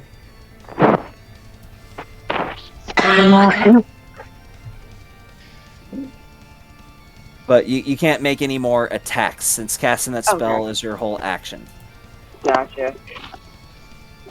I'm going to give inspiration to Lucas. To Lucas? Alright, Lucas, you've got a D8 of inspiration. Sweet. Is that the end of your turn? Do you want to take any of your movement? Did you want to open a door, perhaps? Well, actually, these doors, they're non-existent at this point. There are no doors. And there's no torches either, so this place is actually dim light at this point. Nope, I'm good right where I'm at. Alright. Juvenile Mimic 6. It is just going to do the same thing. Bonus action dash. And it's going to get up to Molly, but it's not going to be able to do anything. So that's the end of its turn. Intelligent Mimic 2's turn. So Intelligent Mimic 2 is going to... Let's see. Anand, you damaged it, didn't you? Well, you've both damaged it. So let me roll a d6 to see who. Well, Anand's up on a flying carpet. Anand's up in the air. Then it's going after Raven. Bring it on, big boy. So, yeah, it's coming at you with a full round of attacks. Okay. So coming at you with a pseudopod attack. That hits. Yep. So as this slimy pod of goo appears from this thing and it bats you like a hammer, and suddenly you find this thing is stuck to you now. And it happens to have a feature that gives it advantage on attack rolls against anything grappled by it. So now it has advantage for the rest of the round. It's coming at you with another pseudopod attack. With advantage, it misses. So it's coming at you with a bite attack. And with advantage, it misses. Yes. Wow. But it is stuck to you now. So until you can actually shake this thing off, it has an escape DC that you have to make to be able to get rid of it. It's stuck to you, and your movement speed is halved. Cool. So that's the end of its turn. Juvenile Mimic 8. It's just going to go 60 feet. So 5, 10, 15... Why am I lagging? 15, 20, 25, 30, 35, 40, 45, 50, 55, and 60. And that's the end of its turn. Moving on to the next turn, it's Lucas. Okie dokie. So you've got these things on both sides of you. So I'm going to move around Juvenile 1. Juvenile Mimic 1 is going to get an attack of opportunity against me. Okay. So, yeah, it'll take it.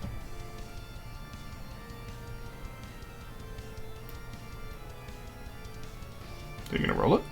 Yeah, I'm going to roll it. And it has advantage because of flanking. No, it does not. Oh, that's right. It's a straight roll. In fact, I'll tell you this right now. Boop! Now it has disadvantage. Well, it would have been making the attack while you were still in that space. Well, that's what I'm saying, though. This is what I do, because I'm circling around Intelligent Mimic 1, so I don't take attacks from both. Oh, because you would still be in range at that point. So yes. I step here, and then I step here. So he gets to attack. So then it has... I see what you're meaning. Yes, it has disadvantage. Yes. And that's a miss. All right. Boop.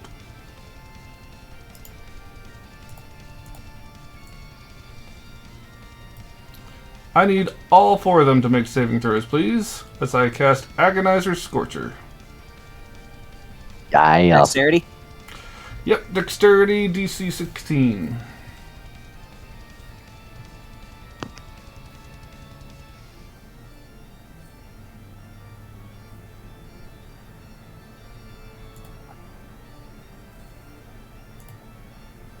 So the only one that passed was Juvenile Mimic 6. The rest failed. Okay, and... They all take that and fire damage. Other than 6, which takes that halved, I believe. So, Juvenile Mimic 1 and 4 instantly die as they burst into flames and just... And you see this, like, gray goo spread across the ground, which then is caught on fire, which hardens into this, like, concrete-like substance. But, yes, 1 and 4 are... gone. Yes. Intelligent Mimic 1 is going to take 12 points of damage. 24 and number 1 if is he's weak looking to fire. So these things, actually, you don't notice any weakness. To fire? That was a special rule for a zombie mimic that I made in Campaign 1. That was the only mimic that was ever weak to fire. Are these mimics hiding in wooden chests? Who knows? Maybe. And they're not weak to fire? They're not made out of wood. That's the thing. They're not made out of wood. 2 of them were So if you're dwarves. wearing like some toilet paper with gasoline on it, you're gonna say you're not weak to fire. Well, okay, you're weak to fire. Well, no, you're technically not, but you're going to take damage from the actual oil or gas igniting, so we're going to take that too. But yeah, so you see 2 of these absolutely burst into flames. Mimic 6 is still with it, but barely. The intelligent Mimic appears to just... It's rough. It's having a hard time maintaining its form. As you see it flatten out into a pile of goo and come back into the shape of a door, and then flatten out into a pile of goo again. So, I just realized something that we don't have here that I need. What's that? Where's my pterodactyl? Oh, your pterodactyl. Or pterodactyl with the stats of a giant eagle. Yeah. But yeah. I'll just use the giant eagle and use your imagination and say it's a pterodactyl. Where's Mr. Pebbles?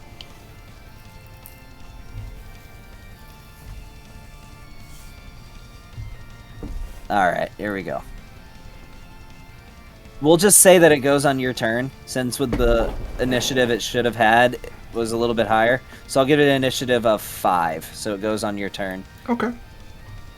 But yes, now your pterodactyl can go. Well, where is he? He is... Either way. I assume he would have likely been with you. Yeah, so, well, I'll just say for the sake of saying, he's going to be right here, and Lucas will step here. So he'll attack this guy. Who is G? That's your guy. You could have done M for Mr. Pebbles. No, he's in the wrong spot. No. Anyhow, so he'll attack this thing. He gets 2 attacks, one with his beak and one with its talons. So with the beak, it is a +5 to hit. And he gets advantage because he's flanking. So that'll be a 22 to hit. And you're going against Juvenile Mimic 6? No, Intelligent Mimic 1. Intelligent Mimic 1. Oh, you wanted him right there. Yeah. Okay. That's where I put the little square. Yeah, there you go. Alright. So that is a 1d6 plus 3 damage. So that's 6 points of damage. So 6 points of damage to Mimic 1. And then for his second attack, he does a talon attack, which is again +5 to hit. Mimic 1 is looking rough. It, again, struggling to maintain its shape, even more so than... Oh and my he God. gets a crit.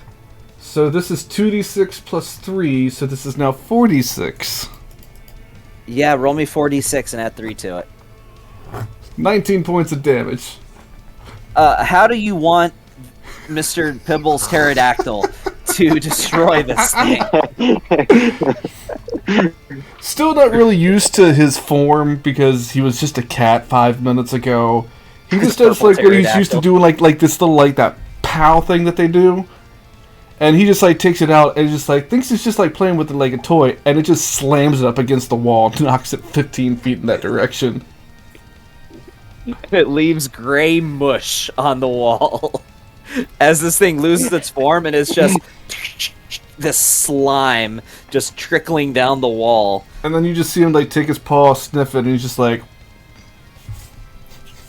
as a pterodactyl tries to scratch his face. Okay. Alright.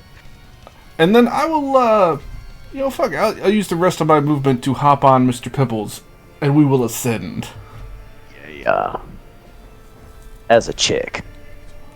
Yes. It's very very Valkyrie right now. You're wearing robes, right? Yes. You get some serious upskirt on Lucas as Lucas flies into the air on Mr. Pibbles. You're having way too much fun with this, Gavin. Thank you so much. Alright. So, the only 6 Juvenile Mimic 6 is still alive, but the rest of those are all gone. Mimic 5 is still up, but it hasn't even gone yet. So, it's just going to action dash and 15, 20, 25, 30, 35, 40, 45, 50, 60, and end its turn. And top of the round, Raven, what you got? You currently have one of these things stuck to you. So it goes with you everywhere you go, and your movement speed is halved. But that's awesome. That's very an asshole.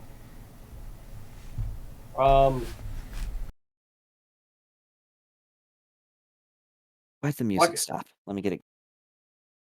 So what would be the check to get out of this? It takes your action to make an acrobatics check. You can also use an attack to try a push, and if you're able to push him, then that would basically be an escape because it would automatically break the grapple. Or but just that kill is it. Exclusively athletics. Can I just stab it? Yeah. You can just attack it. You know Yes, what? you Because can you got a absolutely grapple, just attack it. killing the thing. Fuck that. I'm just gonna attack the damn thing. I figured that makes the most sense. Fuck it. I'm just going to attack the fucker.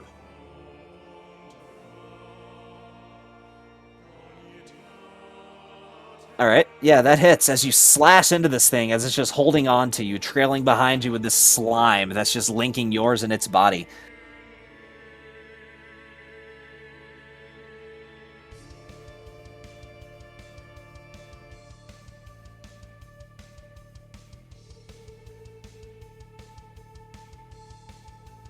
And it looks rough. Like, it's still holding on to you, but it's just at this point, it's not keeping the shape of a door anymore, as it just takes on the shape of this amorphous blob with a skull.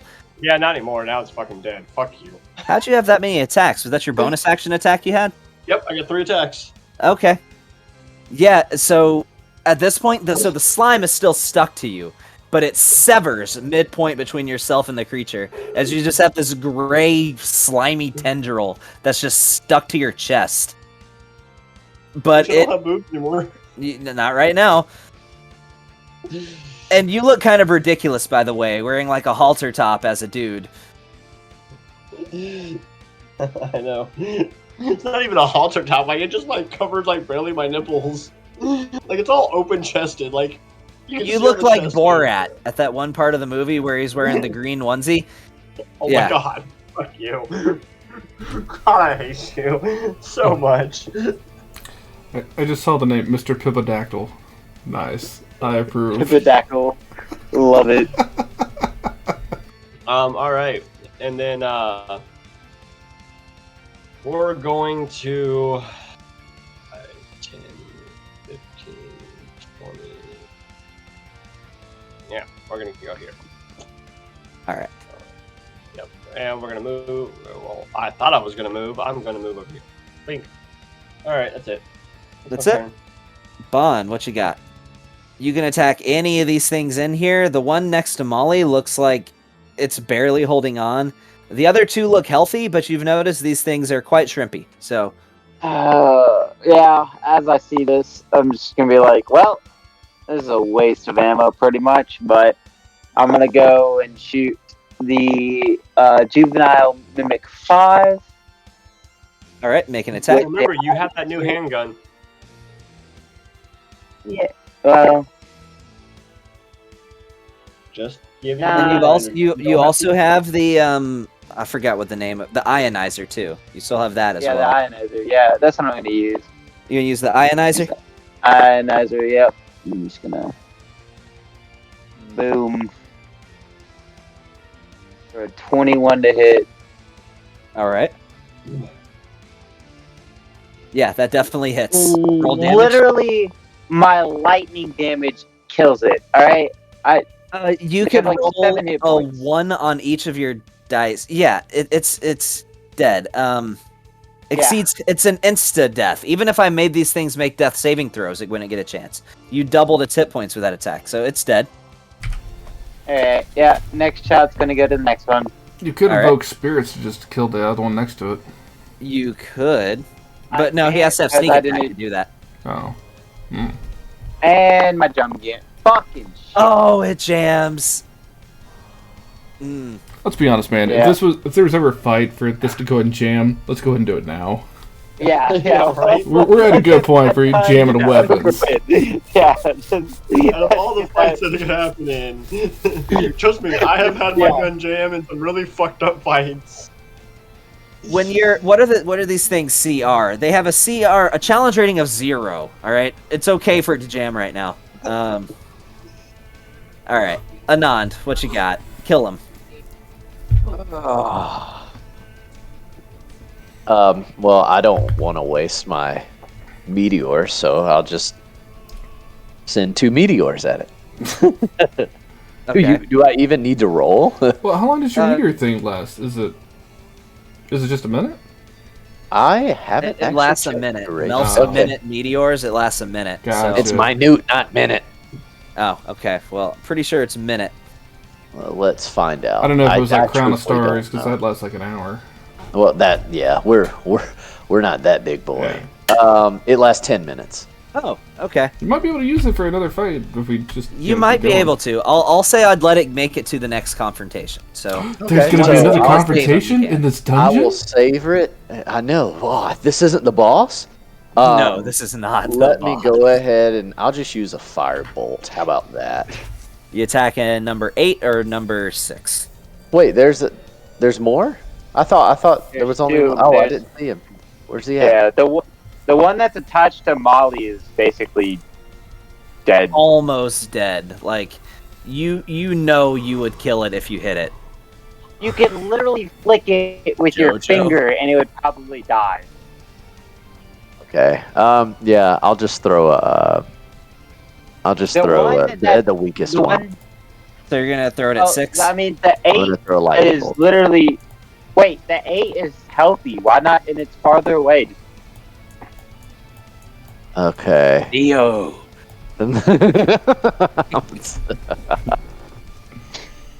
Honestly, Gavin, these things are just a joke at this point. It's okay. Gavin's Does that hit? Does a 25 hit? Yes, it's dead. You don't even have to roll damage. It's dead. Gavin's gonna try to like TPK us with mimics one day. Like that's what he's gonna try to do. He's gonna try I to TPK love us. mimics. All right, I love Clearly, mimics. clearly. He's gonna try to TPK us with mimics one day. I'm already. Never mind. Never mind. Just get through this confrontation. He's getting excited. Gavin's over there like stroking his ego, going, "Yeah, mimics." I mean, clearly this is going to be an easy dungeon. So, I mean, if this is any indication. All right. That was your action. Is that the end of your turn? Where? I don't even see the other one on the map. Where's it at? Mimic 8. Am It's I not visible. zoomed out far enough? It's the J over there to the far left side. Ah, that's the my map's not that big. All right. Y'all know I don't have. So what's Molly doing? How do I exit this pointer mode?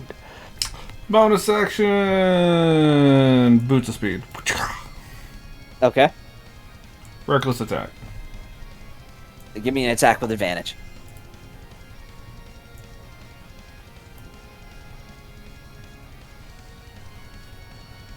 Yeah, that hits. If you would like to roll damage.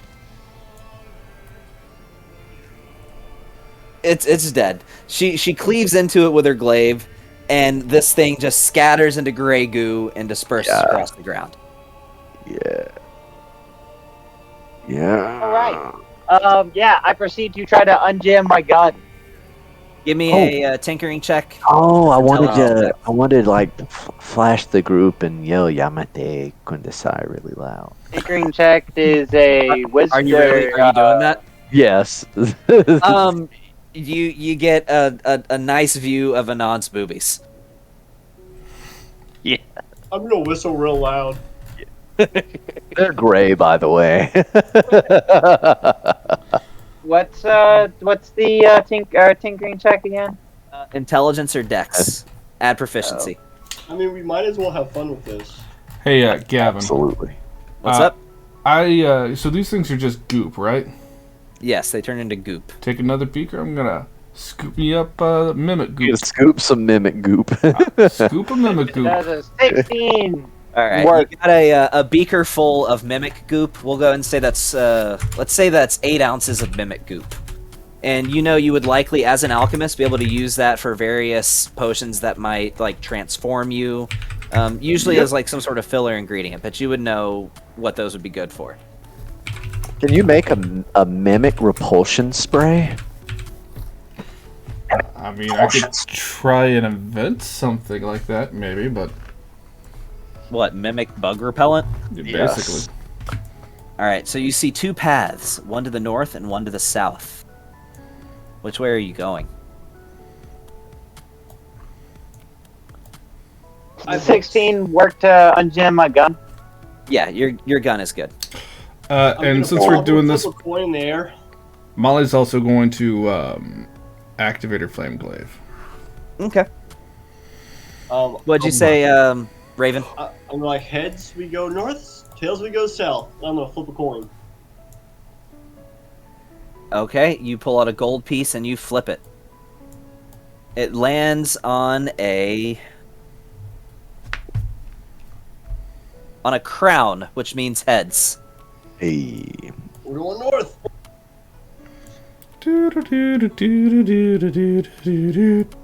You continue to hear that same growling noise as you continue. Oh, is it all But these you hear torches in here? You hear it from every direction. I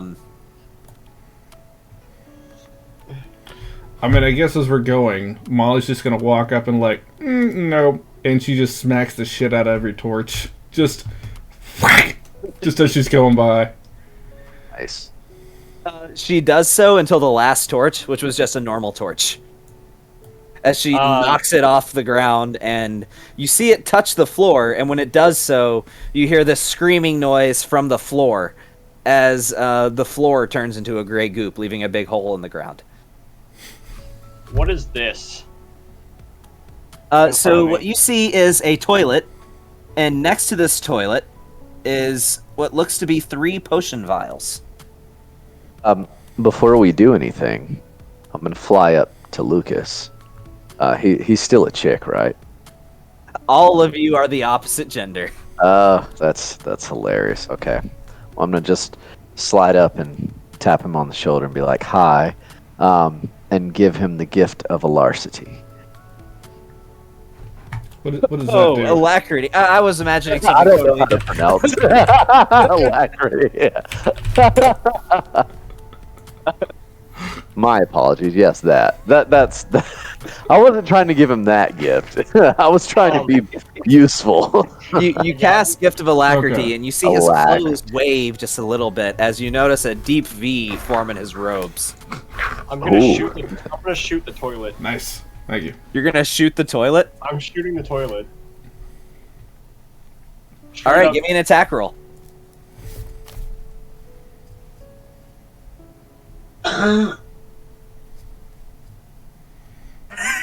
And that's the damage. So the toilet proceeds to turn into a mimic. I knew it. What a twist! Who knew? 8 points of damage to the toilet. You know, I'll just say to avoid lengthening this and making this take longer. Let's see. Give me 2 more attacks from 2 other people. You decide if you can do another 45 points of damage in your turn between your 2 turns. This thing won't get an attack. Nick, won't get a turn. Nick, shoot the toilet. Nick, shoot the toilet. I'm shooting the toilet. All right. Do it. Between 2 of you guys, if you can do another 45 points of damage on 2 turns, this thing won't get a turn. Nick, blow it up. That hits. Well, there's 19 of it. All right. Well, You have another attack? Oh yeah, Molly just needs to go smash it. I just say Molly goes in, and if Molly's there, then he gets sneak attack damage. If you want to play Where's like that. sneak Sure. attack damage? Roll an attack again and see if that hits. I'll give you sneak attack. 21. That hits. Roll damage. 30, and then roll your sneak attack, which I think is 2d6.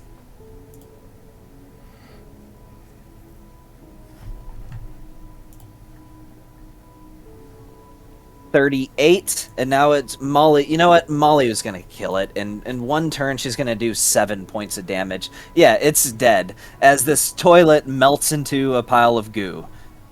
But you still see the 3 potions on the table. Okay. You see a blue one, a green one, and a yellow one. I'm gonna pick him up and put him in the group bag holding. Which one are you picking up first? I mean, how big are the vials? You don't think one of them might this not be size. a mimic? Huh? You don't think one of them might not be a mimic? Oh, I'm sure. I'm just gonna put my fingers in between all three of them and pick them up. All right, the blue one you see transforms into a mimic. It's making an attack against you. Bet. That is a natural 16 for a 20 total. Oh, fuck you. Yeah, it is. So you take a total of 6 damage as this mimic just bites down on your arm, spreading acid across your arm, which sizzles off a whole layer of skin as you can now see your flesh underneath. That's As that does that, I throw a dagger at it, see if I kill it. Roll an attack. Let's do this right here.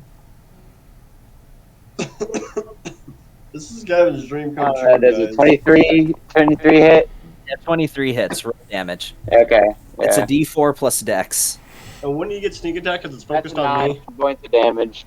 9 points of damage kills it as it just melts and just leaving this big slimy gray goop that's just now trickling off of your arm, and you can't get it off. You eventually, like, if you peel that thing off, you're taking a layer of skin and hair with it. Do we know what potions those were? Give me an alchemy check. Okay. And just to let you know, I pick up the dagger. Okay. No, it's not Molly. That's. Oh, and by the way, while I'm thinking about it, you get 100 revolver bullets because I'm gonna go ahead and give you that too. Yeah, I got you. Which are also good for small rifles, which your rifle is. So. Yep. I was going to cast Healing So Word. yeah, that's intelligence or wisdom. Add proficiency. She's casting healing word. Oh, that works too. Casting healing word. All right. Yeah. You can make your roll for that with a 21. Those are potions of diarrhea. You drink it, you get diarrhea. That's awesome. We need 2 potions we of need that for diarrhea. later. We need that for later. Please take those. It has a DC 15 Constitution saving throw. Bro. Anon puts one in his bag of holding, thinking about. Lucas hasn't told you what they are yet. Oh, okay. Lucas, what are those? Raven, that is a potion of haste, and then no, just they're both diarrhea. That would be sick. Okay. Cool. I will hand one to him, and I'll put one in my pouch. I'm still a chick, so. I can't wait till I see the Agent of the Crown again. Fun fact: prestidigitation can make any liquid look like a different liquid. You can make it look like a potion of healing. You can even change the taste. Yes. Dude, I'm telling you, this is like the most fucked up The dungeon where most things are mimics. I'm not going to That's say awesome. everything because it's not technically everything, just many things. Alright, I guess we're gonna continue moving I need forward. like 4 minutes. All right. You need 4 minutes? He needs 4 minutes, guys. You get All right. he drank the potion of diarrhea. Oh, I'm gonna smack the sconce. Oh, they've already all been taken out. No, not this one. We haven't gone that far. Okay, yeah, go for it. I'm smacking that sconce. You really want me to roll a freaking Make an attack roll. Oh, you fucking asshole. I'm a fucking sconce. You want the You hit damage the to go with it? sconce, and it is just a sconce. As it shatters, make a dexterity saving throw with a very low DC. Dexterity saving throw? Yes. Okay.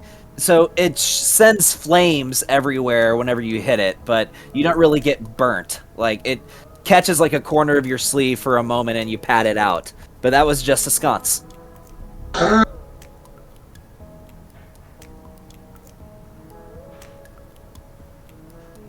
Alright. I throw a dagger at the door. What dagger are you throwing? Is it just a regular dagger? No, it's the +1 dagger.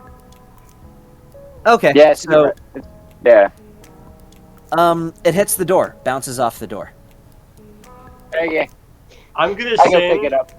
I'm sending Jerry to the door. Who's Jerry? My clockwork goldfish. In a thought that was on the orb. ship. No, the crab's on the ship. The goldfish is in my pocket. The goldfish is stuck on an amulet. It's in a little globe hanging from an amulet.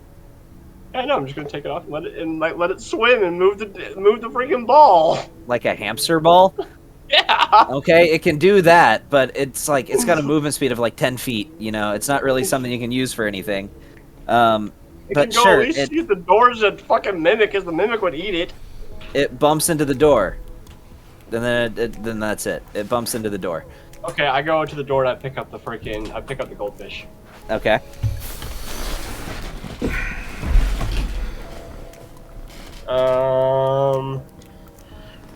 The door does appear to be locked when you attempt to open it. Hey, Bon. Bon, buddy. What's up, Buddy. bud? Hey, sweet Bon. girl. Sweet girl, I need you to pick this lock.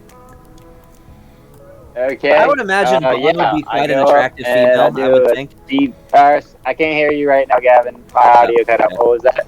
I said I would imagine Bon would be quite an attractive female, I would think. Hey, what are these doors How like? big are my These are just like primitive stone doors. They look like they've been sorry, carved out of I can't this hear you right rock. My what? Oh, so Sean asked what the doors looked like, and they're just primitive. Oh. They're very plain, like stone slabs that have been slapped on hinges and outfitted with locks. But See, that is not what I meant to roll. I meant to roll. Wait, I This. stabbed the lock. Molly just walks up and beats the shit out of the door. it's Break a the door or not, she's just gonna break through it. Okay, give me an athletics check to just attempt to just tear down the door. Okay. Brute force solves everything.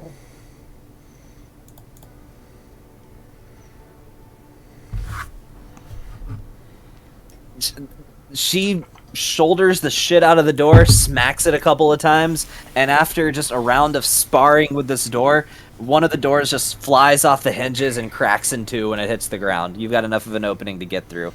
Molly picks locks too. All right, so this is what you got.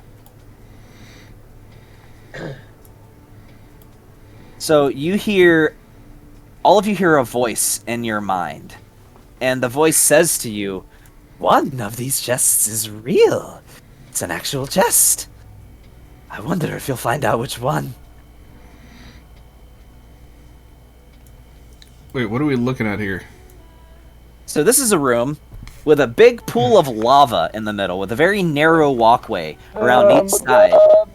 Across the northern route, there appears to be a barrel and a chest. Across the southern route, there appears to just be a box. You also notice a chair in the top left corner, a couple sconces on the walls, but they're not necessary throughout the rest of this room, as the lava does a pretty good job of illuminating it. And you appear what looks like just broken stone that's been laid across this lava pit in a way that you could possibly walk across. Why do we cross, dude? We just gotta walk around it. So I'm just gonna throw it out there, but mage hand. Y'all just want to like try one of these chests like that? I mean, yeah, we can do that. Doesn't it take an arcane trickster to actually be able to manipulate things in a fine way? I mean, Just opening. Oh, Mage Hand can open doors. They just can't pick locks. But we can open things. Mage hand. Because we both have Mage Hand. Oh yeah. Okay. Yeah, go for it. All right, I'm gonna try. Which one you want? The east one or the north one? I mean, regardless, something's gonna happen here. There's no way we're just gonna open one and pick a winner. So, I'll go for the north one. well, there's no reason to do both at the same time. That means we're gonna trigger both things. Notice that the north chest has a stain of blood next to it. That's the mimic. No, that's definitely not the mimic. That's what they want you to think. Well, then I'll open that one. Is there a reason we can't just attack both chests? Other than What if we risking hurt destroying the container Yeah. outside. Bless you, dude. Yeah. I was about to say. So, why doesn't somebody just go over there and like hit one with a stick? Well, I'm pretty sure these boxes are mimics too. Anyhow, I will send the mage hand, I guess, over to the north one. I'll double mage hand. I'll send mine as well, and you smack one, and I'll smack the other. There you go. So when you send your mage hand over to this northern one, it makes it about that barrel point before you notice this sort of arcane shimmer appears in front of it. Like it can't move any further. This like purple, almost cracked look, like a spider-webbed windshield, but magical, appears blocking its path. That's lame. Do I know what that is? If you would like to make an Arcana check to determine... I certainly will. Yeah. Here, well, I don't know. Can I assist him, or do we have to make individual rolls? Well, whatever you want to do.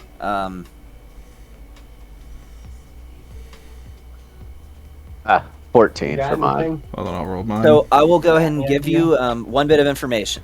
15. The Nice. DC was 15. So, Anon, Nice. you know that there are multiple schools of magic in that enchantment. Yes. However, that's all you can tell. It's a complex enchantment involving multiple schools of magic. Lucas, you know that it has 2 schools of magic. Those schools of magic would be Abjuration and Evocation. Well, that's Abjuration Evocation right there. Oh, is it really? They give you a further example of what would constitute that. Okay. It's likely some sort of propulsion shield. It would likely push you if you were to touch it. So it pushes you into the lava, probably. Oh. How about I just dispel You it? hear a giggle through the air that says, no cheating. Do you think I can dispel it, Lucas? Maybe. I don't know. What happened when they opened the other chest? Yeah. Did they say they were going to open both of them simultaneously? Yeah, we said we were going to try to touch both of them, the north and south.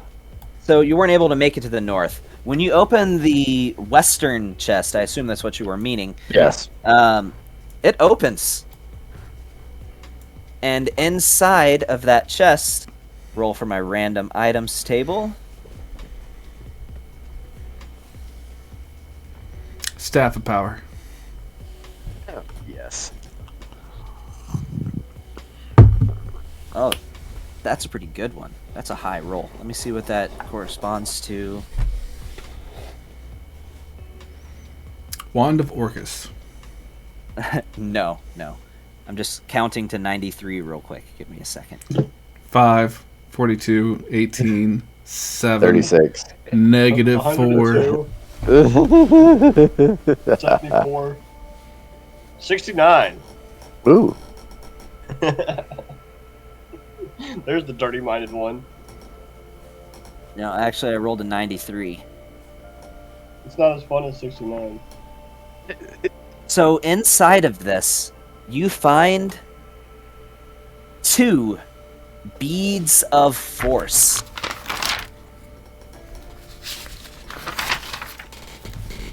Are they together in length, or are they just individual beads? They are sitting directly side by side, and positioned in between them, you also find another immovable rod. Ooh. I like how in the description it says, typically, 1d4 plus 4 beads of force are found together. Well, I'm saying you find 2. So we it says find 2 1d4, meaning beads you would roll. with an immovable rod in the middle. 1d4 So it looks like a dumbbell. plus 4. No, not a dumbbell. What is... Ah. Cool. It looks like... A phallus. So you find 1 bead, and you find 2 beads. Here Then you we find go. that immovable rod in the middle of both of those beads. Oh man, And that appears to be what you find. that is so awesome. Girls, it's party time. This guy's really fucking with us. Look, we were all thinking it's. Gavin is loving this. Okay, I'm gonna walk over there and go pick up the immovable rod. He's gonna go grab the 2 rod. beads of force. You have 2 beads of force and And an 1 immovable immovable rod. Yes. Bam. You want to put those in my inventory, Gavin? Well, you can do it. I can do the beads. You can do the beads, but I'll get that rod for you. I'll get the rod. Well, I just want that rod, you know. Yeah. Well, right now your character might not. I mean, who knows? I mean, whatever direction you fancy. But there you go, movable rod. Sweet. All right, so we have what? One more chest that we have to do. Haven't we like cleared this, or I don't? Is there another door? There's a door on the eastern side of the room. Oh, okay. So one chest is real, the other one may not be, or there's 2 chests that are real. Who knows? I'm gonna activate my boots of speed, and I'm gonna come over here. Give me a strength saving throw.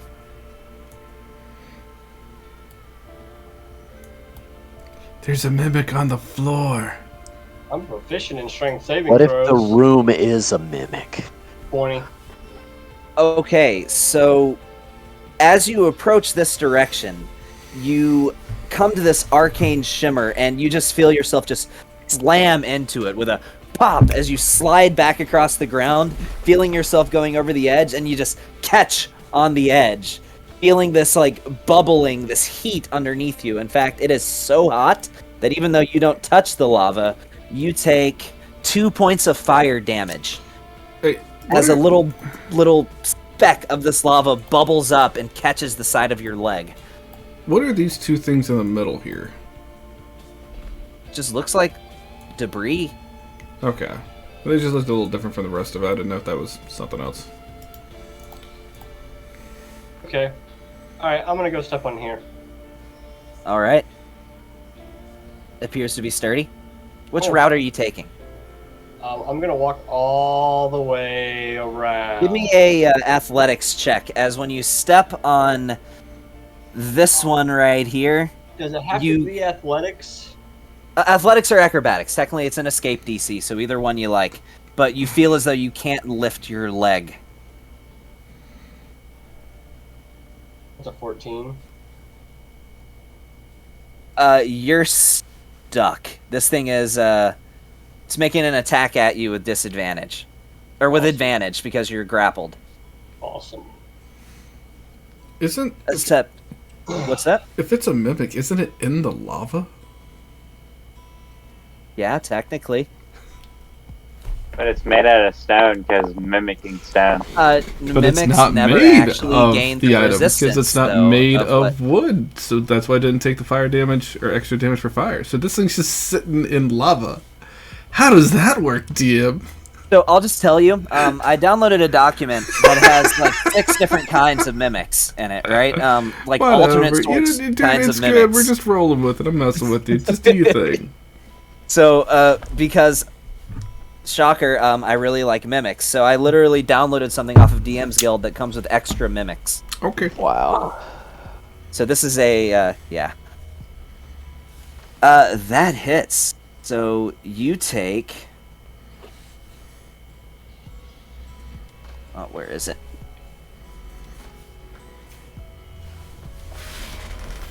Hold on. What's messing up with this? Did I not transfer it into Fantasy Group? Oh, no, I see what I was doing. Okay, so you take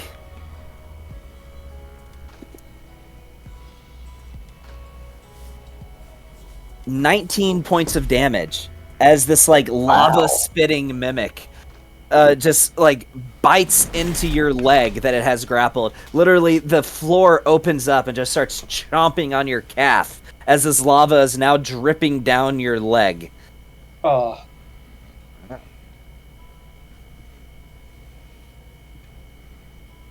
So, I need everyone to roll initiative. Okay. Oh, we're gonna be rolling initiatives. We're not gonna keep the same one. Nope. So it depends. If you roll, it has to be the same for everybody. So you tell me what you agree Oh, on. well, last round I rolled a 20, so I'm fine keeping it. I'm fine keeping mine. But I gave somebody the gift of alacrity, so they might want to re-roll. I'm good with It's whatever true. the group wants. I rolled shit I would say on my go ahead initiative. and re-roll. Yeah, I think we should re-roll, because it's a new encounter. And luckily, this mimic rolled extremely low on its initiative. But however, the other one is going to activate. Hey, I rolled a 20 again. So we're re-rolling initiative. Yes. I didn't do so I hot do on not that. get advantage on this one. So he literally, you hear this echoing where it's like, oh, too bad. If you could have just made it through the room without activating one, then you would have been fine. I got a 29 for my initiative. You got a 29. Yes, because you had the extra. I rolled a nat 20, and then I rolled a 6 out of the on the D8, so 29. Oh, that's awesome. That is sick. Yes. All right.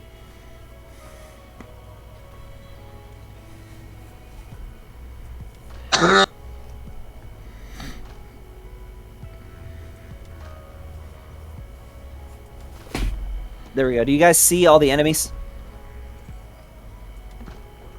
What is this yeah. enemy you speak of? I see 3 of them. Is there another one that's beneath? Oh, yeah. 1, 2, A 3. spitting mimic. The big one. Ugh.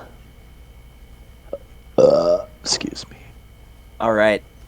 So it is Bon. It's your turn. Really? What was his initiative? Wait, I think It was. Tony Oh, didn't- wait. Because mine's 29. Why didn't it show up? Because I rolled and it made it 23, and then I had to roll the D8 on top of it, so it didn't automatically add it. No, Lucas, you are up. Okay. So, paint a picture. This spitting mimic, is it a big dude? Looks like picture like a lava sarlacc from Star Wars. That's what this thing looks like. A Larlac. Yeah. Wait, so it's in the lava. Yes, it is in the lava. Safe to say, All right. Are we fire's not saying, gonna work yeah, on this. are we just saying that thing's immune to fire, or are we just like, well, it's just for that particular lava? You hit it with a fire spell.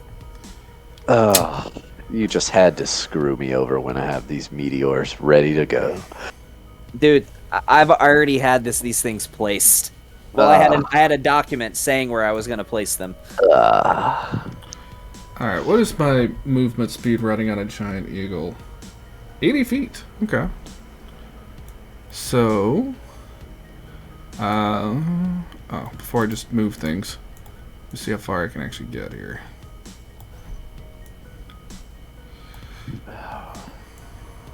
Oh man, I forgot to upload those documents. I'll just do it in the morning before I head out.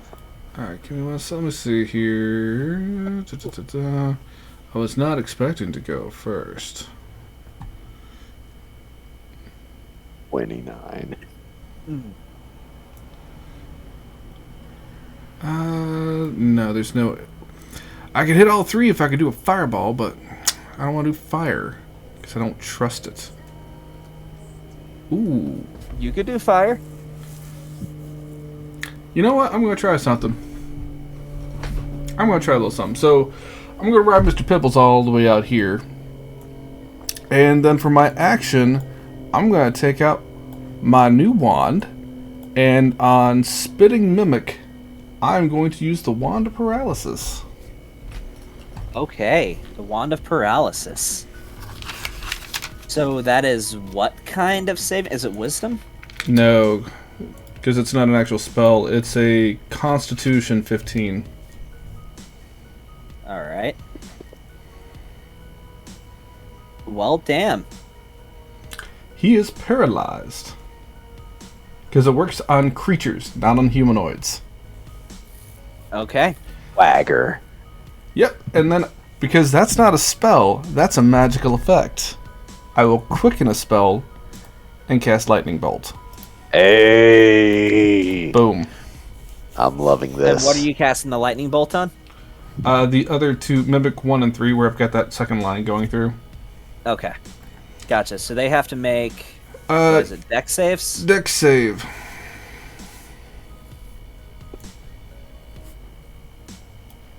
I'll be right back, guys. Alright.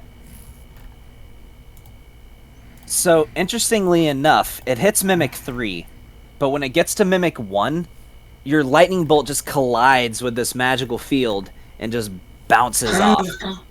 But you said lightning bolts don't bounce. It does in this instance, but it hits Mimic 3. Oh, by There the way, appears to be some kind of force wall or something present there. so does it stop it entirely? Because if they make the save, they take half damage. It stops it entirely, but the one that... Oh wait, Mimic 3 rolled an 18. So, he takes half damage. Hey, Gavin. What's up? Can you release Flora? Sure. Kid's gonna crash out. She's been kind of sick for the past couple days. Alright. So, Mimic 3 takes half that. So 16. Mimic 3 takes 16.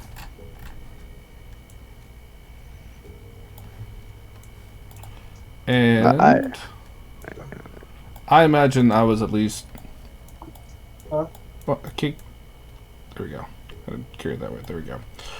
I imagine since I was flying, I was 10 feet up in the air, so I'll go another 5 feet up with the rest of my movement. So I'm 15 feet in the air. Let's put you on no half spaces, though. So, like, that. Sure. Alright. That's my turn. Yeah, because I quickened that spell to use it as a bonus action.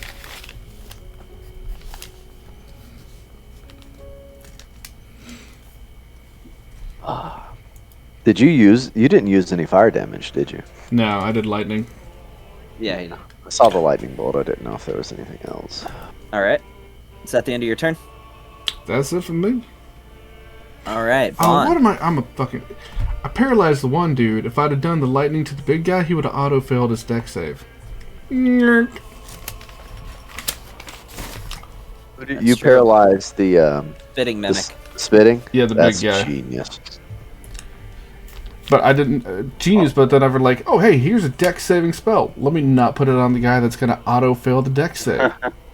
Alright, I pull out my ionizer and I'm going to go hit the spinning mimic and basically be like, Captain, watch out for your feet, bud. And just kind of do that right there. Okay. Oh, yeah. That hits. He gets advantage on that attack. You do. So, give me another d20 to see if it crits. 2 d20s actually. Oh, yeah, 2 d20s. Okay. That was 12. Wrong, yep, wrong. I grabbed the...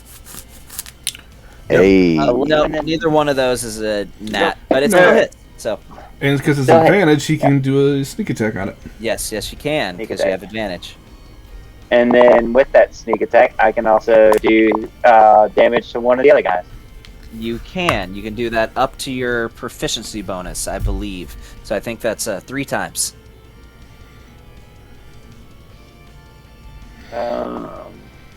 Where did my sneak attack damage go? Didn't it get up since I leveled up, or? Yeah, so I believe it's 2d6 now. It was 1d6. Okay. Sneak So- attack right there. Found it. Okay, yeah, there it is. 2d6. There we go. Double threes. All right, and are you gonna make And- it hit number 3 as well? Yep. Now I'm gonna make it number 3. Yep. Okay. Or would you be able to make it hit 1? I don't know. I know you can make it hit 3. I think you'd be able to make it hit either one. Going against number 3. All right. I think that Yeah, is that's good. half your sneak attack and psychic damage. Yep. So I believe that is that's 3 points of damage that I number think 3 is it's going to take. 30 feet of whatever the target I hit. 30 feet, I believe. Yeah, I think so. So Mimic 3 takes 3 points of damage for a total of... Okay, got it. You have another attack. Yeah, we're gonna hit him again. All right. Oh, yeah, that's a 17. And I get advantage on that, so... But you only get to add sneak attack once per just to turn. see. Yeah, that's fine. Yeah. And I did not. Okay. The advantage rolls yeah. for my thing are only on the spitting mimic, not on mimic 3. I don't know if you used a grip point, but Yeah, I'm hitting the spitting mimic again. Oh, okay. You accidentally rolled it on the wrong one, but that's fine. Yeah. 17 points of damage to the spitting mimic. This thing might not even actually get a turn. well, it won't I because rolled it doesn't get an terrible on extra. their- Yeah, I rolled terribly on their initiative, by the way. None of them have an initiative over 10. So, One is that the sec. end of your turn? Yes, I believe that is the end of my turn. Alright, Anand. Cool. How big are these squares? These are 5 5-foot feet. squares? Okay. Yeah, those are 5-foot squares. Alright, 1 second. Okay, so I'm just gonna come right over here. I'm on my broom, obviously. Not my broom, my Flying thingy, carpet. obviously. Yeah. I too am going to cast a lightning bolt. Okay. And I'm gonna shoot it so that it hits Spitting Mimic and Mimic 3. I should be able to line them up to where it goes through both of them, considering how big that thing is. Let's... I don't know about Mimic 3. Let's see. Why not? It has to pass through half of their space to actually hit them. Now, you could go... Remember, I'm right there too. I don't see you. He is right there. I mean, I can fly over a bit more if you want me to. This thing is flush against the ground, basically. It's quite large, but it is spread out across the ground. It's still gonna get the cheeks. Okay. I mean, do you need me to fly You more? would imagine it would be very hard to hit it with a lightning bolt and also not hit Raven. Where's Raven? I On need a top of it. visual. You're literally Right sitting there. on top of it. Why would you put yourself there? We're shooting it. Okay. It's because Raven stepped on it and found out it was a mimic. Oh yeah, that's true. So you're. I'll say that you can hit it, Mhm. but it's going to be hard. Raven's going to have to make a saving throw if you use an AoE on it. Like it's literally like it's hard to distinguish its body No. between hers. I got this. I'm gonna go ahead and Okay. shoot it. I want to hit both of them. And that's 8d6, right? For lightning bolt. Yeah. It has to make a saving throw. Well, the spitting mimic fails. The mimic 3 has to make one as well. Yes. You know what? I'll be fair because I mean, technically, it would be in the middle of Raven's space, so it would be like, it'd be like right here. But I'll say you could probably hit the edges of this thing without hitting Raven. Either way, I can make it work. All right. So deck saves. Yes, deck saves. Well, not for spitting, but for Oh the yeah, it mimic automatically fails. Oh, okay. I need to get rid of my arrow because I can't actually even click on the thing. There we go. Deck save. Well, yeah, that fails. Sweet. All right, so 8d6. Yes. 1, 2. Dude, those ones of Technomancy with paralysis, oh, that's rough. Oh, hold on. Darn it. I didn't do it right. I had the thingy in the way. Recommended what? Okay. That's 34. a lot of sixes. Dang, dude. 34 points of Lightning damage. damage. A lot Yes. of damage. And then I'm going to use my bonus action to send 2 of the meteors at Mimic 3 just because I don't know if it'll work or not. At Mimic 3, that's 34 points. Dang. Okay. Yeah, I mean, there's nothing... Go ahead. Mimic 3 has to make 2 dex saves. Has to make 2 dex saves. That's a failure on both counts. Both counts, so that's 4d6 worth of fire damage. Yes. 17 points of fire damage. How do you want to do this on Mimic 3? Yes. Nice. I just want to see it explode into a million pieces. You hit it when this second meteor, so the first one hits it and sort of like leave this like glowing impression inside of its body. The second one hits the exact same spot, pushing the other meteor through its body as it bounces against the wall and bounces back and hits it as it just gets turned into Swiss cheese from these meteors, sending That's this awesome. gray goop everywhere.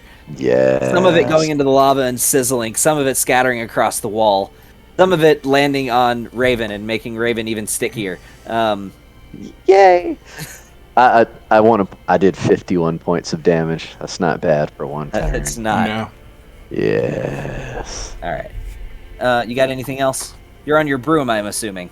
On my carpet. I will Or your carpet, go I mean. back over land. I don't like being over the Keep lava. it straight. There's a broom. There's a carpet. There's a giant Yes. eagle. I mean, I will actually move up. Well, no, I used all my movement to get over there. Never mind. I'll end my turn. All right. What's Flora doing? So, because you can cast a spell as a bonus action and then cast another spell, right? as long as one of them's a cantrip. Yeah, one of them has to be a cantrip, but yes. Okay. We're gonna explain Um, that. I actually need to go, guys. Well, that's fine, man. We'll probably just get through this round and then we'll call it for the night. Okay. Y'all have a good night. That was epic. All right, man. I'll see y'all man. later. See ya. Alright. We're gonna use the Psychic Lance. Okay. And what are you using it on? The Spitting Mimic. Okay. Yeah, make an attack. If it's an attack roll, it has advantage. Oh, that's right. No, it makes a saving throw. It makes an intelligence save. Yep. So...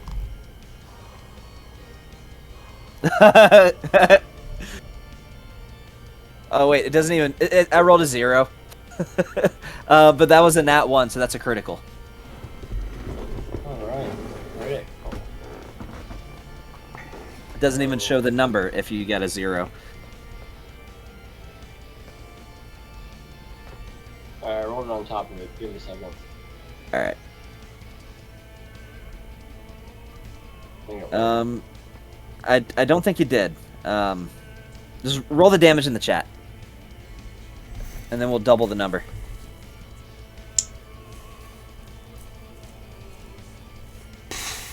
Sweet. 54 points of... Oof.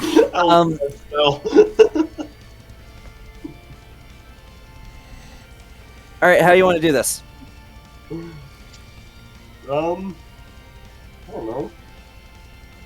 As this purple lance strikes forward and hits it where you would imagine its brain would be. I just want it to literally like spit Raven out as it just like literally explodes into goop. So, here's the thing. This thing explodes into goop. And then you start sinking through this gray goop as you feel your feet dip into the lava. Run. You take, as this is just your feet at this point, 7 points of fire damage. If you don't get out next turn, you're taking the full damage for lava, which is in the double digits as far as number of dice are concerned. I'll get out. That's up, bro. So, Molly. Oh, yeah, that's right. Molly is doing this thing. Okay. Boots of Speed still active, I assume. Yep. You know what? I'm just really, really curious to know. Molly is going to see if she can charge through the force that is propelling everyone out. Because she's Okay. Molly. Go So for it. bonus action rage.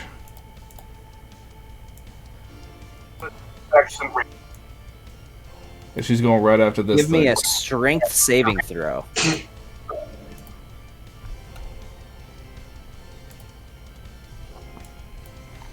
She has advantage.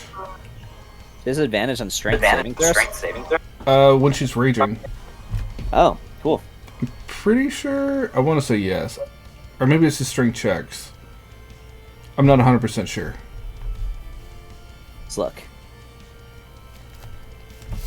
So, rage. You have advantage on strength checks and strength saving throws. Yeah, okay.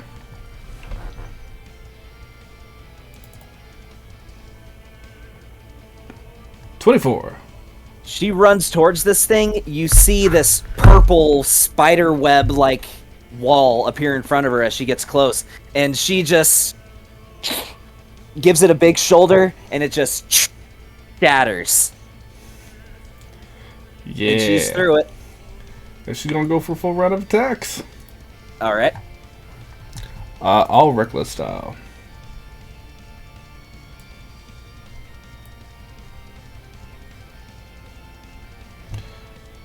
With a nat 4, it hits. No, I don't think that was a nat 4, but... Yeah, she just slashes into this thing. Remember, she can actually do bonus action attacks now. She had to use her bonus action to rage again. Oh, that's right. Yeah, that hits.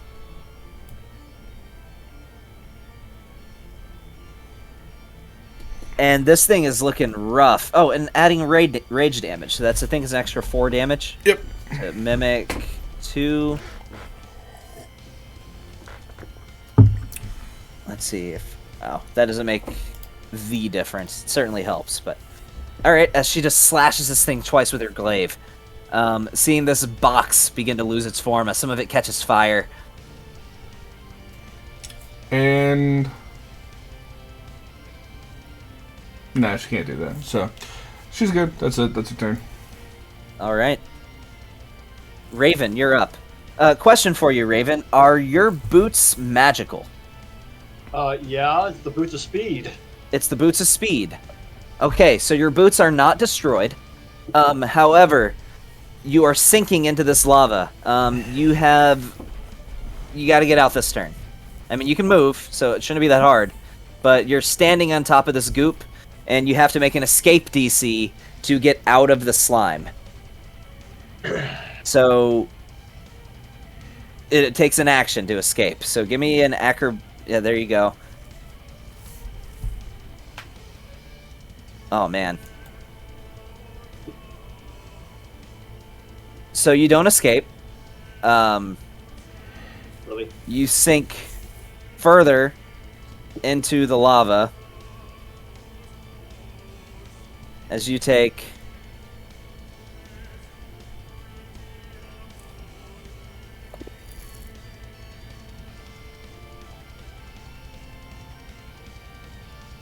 You are unconscious. You take 51 points of fire damage. You'll burn to death. As the bottom half of your body sinks into this lava. Just gonna throw it out there, right? So he's covered in this goop, right? Yeah. It is flame retardant because this thing was immune to fire. I mean, that is true. That's not a bad point. I mean... Alright. I'll give you resistance to it. So you take 25 points of fire damage. That's a good point. I am open to good points. So you now have 55 wounds. As you can't move out unless you have some way of magically removing yourself from this, then I won't. But you try to get out, and you start sinking, and this feeling of impending doom comes over you, realizing that you just might be about to sink into lava right now. What are you going to do? You still have your bonus left. It took your action to try to escape. Damn. Oh, hey, look at that. Guess what? Fuck you, Gavin. Missy step. How many second level slots do you have left? You've already used 2 of them. I'm out. You're out. All right. I'm out. You get out of the lava. I don't have leveled slots. Thank you very much. That's right. Well, no. Hold on. You've used 2 spell slots. Oh, that's right. Oh, never mind. I can't miss a step. Fuck! You're out of 'Cause I've already spells. used them. Yeah, but it won't work for me. Shouldn't have mouthed off to the Archfey.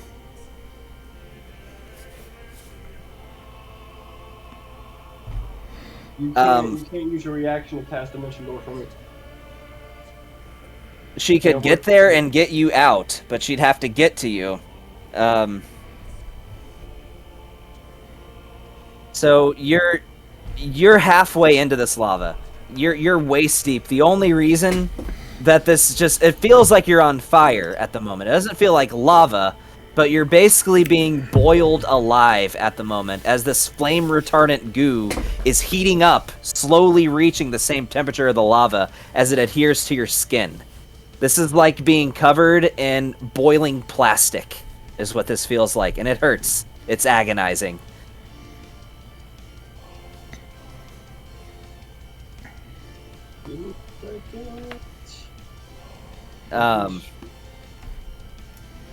I think that's it, man. You can't move because you're stuck to this. You used your action, and I don't think you have a bonus you can take. Nope. That's it. That's everything. I don't even have items that I could use to get me out of it. Alright. Again, that damage applied at the end of your turn. So when your turn comes back around, you still have a turn to try to get out. Mimic 1. So, realizing something. Again, it's not like I have a backup. It's not like I don't have a backup playing character. If something does happen, unlike last game, I'm not gonna be butthurt if she dies. Like if she dies, she dies. It's not the end of the world. You'll be okay, man. I realized I dragged the wrong thing in for the creature.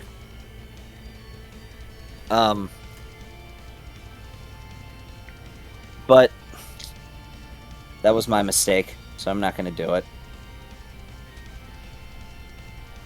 What I had was this other creature that came with the pack that I thought was pretty fucking funny. I'm going to do it, but I'm not going to attack you, Raven. So, you see Mimic 1. It reaches inside of itself with its tongue, and you see it pull out an object that looks like a fucking revolver. Fuck off me, cat. Hey, Gavin. What's up? If you use it against me, man, if that's how the dice roll, that's how the dice roll. Yeah, but I didn't drag it out initially, so never mind. I'm discarding that because it's my mistake that I made. I dragged the wrong token in, so it's my mistake. So never mind. This is a regular mimic. It's gonna move 30 feet. And end its turn. Alright, it is now Mr. Pibdactyl. Well, he goes on my Lucas's. turn. Yeah. Oh, that's right. So let me change his initiative to 29. So it's Mimic 1 just went. Mimic 2. So this one is just going to attempt to make an attack against Molly. It's going in for a full round. 2 pseudopod attacks and 1 bite.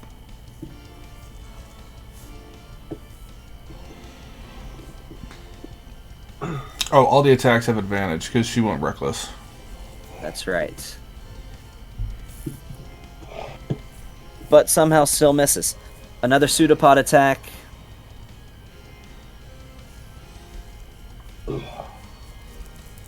That hits. So she takes 10 points of damage. Go ahead and erase 5 wounds.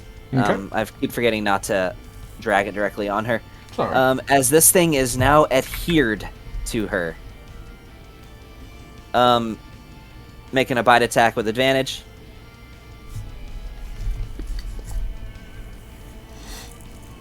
Which somehow misses. as when this thing is stuck to her, it attempts to pull itself by its pseudopod closer and bite. But she ducks out of the way as this thing, like, launches over her head.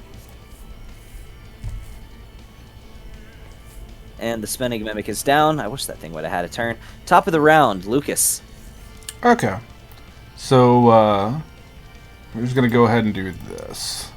I'm going to fly on the Pibbledactyl right over here above Raven. Okay. And as we go, I'm going to be just doing that, like, Titanic pose. And then I'm just going to fall off backwards off the eagle. Okay. And I'm just going to dive straight into Raven. And as soon as I touch Raven... Raven is halfway in lava. That's fine. And as soon as I touch down Raven, I'm just going to grab her and use the cloak, and we dimension door out. Okay. Where are you placing yourself? You can go anywhere within 500 feet, so that includes and probably anywhere that you've been to already in the dungeon. No, you don't... Dimension door, you can go places you hadn't even seen before.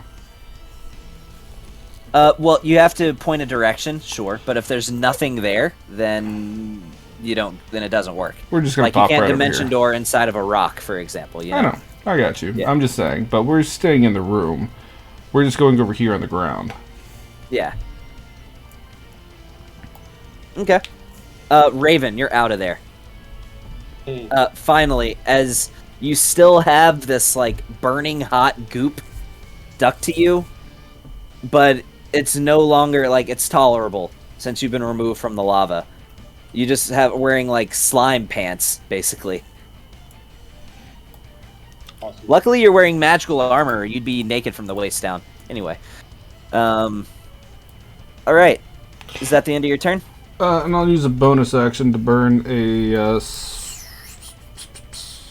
do a 3rd level spell slot, and I'll get 3 meta magic points back. Okay. That's my turn. All right. Why am I lagging? Somebody logging in? Bon, it's your turn.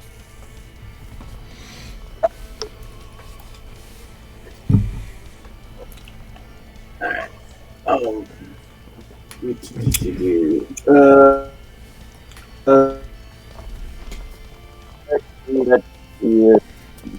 Alright, I guess we're just, I'm just gonna attack Mimic 1 with 2 rounds of attack. All right. Boom. That's a nat 1. Oh no! As your electricity circles back on your weapon and fries it. You roll more than that once. Than I did. Oh my god. That's it, man. It takes a whole action to unjam your gun. Yep. Sucks when it happens on your first attack and you couldn't even get one good attack out there. Yep, that's the end of my turn. Alright. Sorry, man. Comes All back to good. Anand again, but he took That off. shit So, I'm just gonna have him use a cantrip on one. What do you guys think he should attack? Just I'm gonna probably have- like use a firebolt or something against Mimic 1. Yeah, that's what I'm gonna do. Does he have any minute meteors left? I'm not gonna use his meteors. I don't know if he does or not. Then yeah, just have him check a firebolt. Yeah. Oh yeah, that hits. So 2d10 fire damage. Alright, as this arc of fire travels through the air and slams into this thing's center mass. And next is Flora. Okay, let's see. What is Flora gonna do?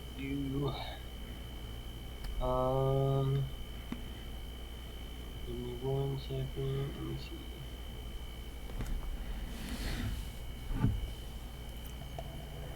Is that the last mimic standing, pretty much? There's one next to Molly, but Molly will murder it probably. Yeah. Mimic 1 is definitely the most healthy looking.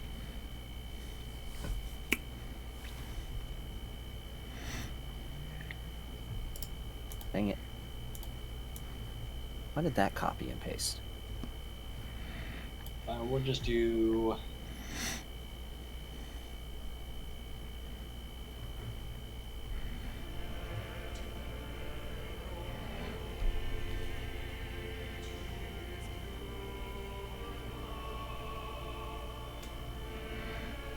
2 longbow attacks. Okay.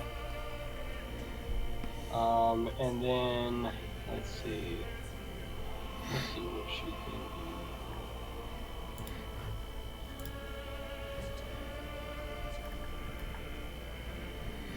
do.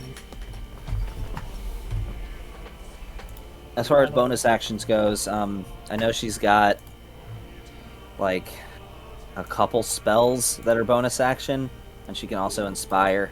But Yeah, that's what I'm trying to find out. What spells are her bonus? she's got a healing word, which has a range of 60 feet. I think that can reach you. I think.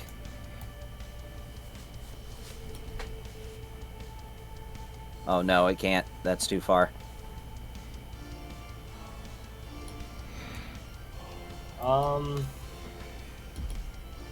That'll be her turn.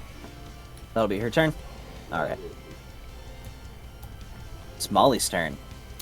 Yep. So let's continue on. She's going to take an attack at this dude right on top of her.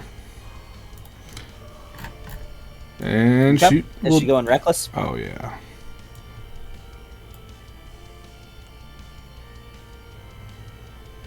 Oh yeah.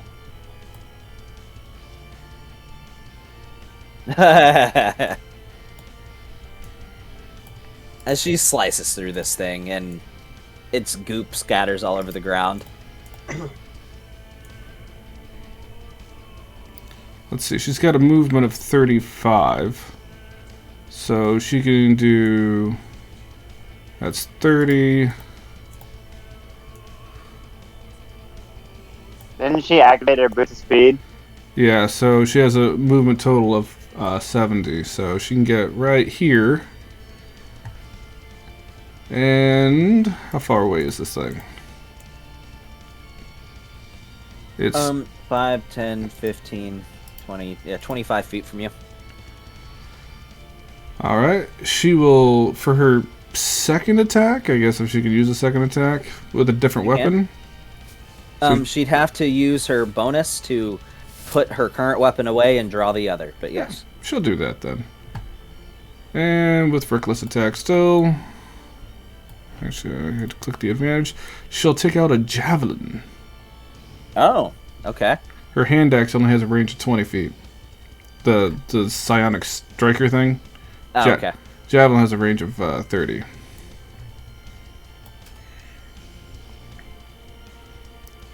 Yeah. Boom. Oh yeah, roll damage. I should automatically roll it as a critical. And then +2 for rage, so that's 11 points total. Okay. 11 points. Wait, with a crit, it was only 9 damage. All right. Yeah, it's a javelin. It's not her main weapon. I guess. Why does it say? Why is it saying G20 and D6 plus G6? What? Why is it saying? Okay, never mind. So against number 1, so it takes 2 more points of damage. It's still up, but barely. All right. Raven, what you got? Well, it ain't up anymore. Well, let's see, cause it's gonna die. Fuck that shit. You want to shoot it, or what do you want to do? Yeah, I'm a hand cannon the fucker. All right. That one doesn't have your Crimson Right on it, but it doesn't misfire, but that's a miss. But you have another attack.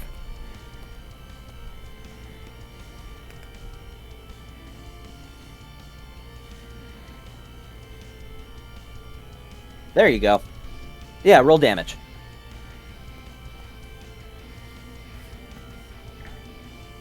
Wow, that sucks. A 1.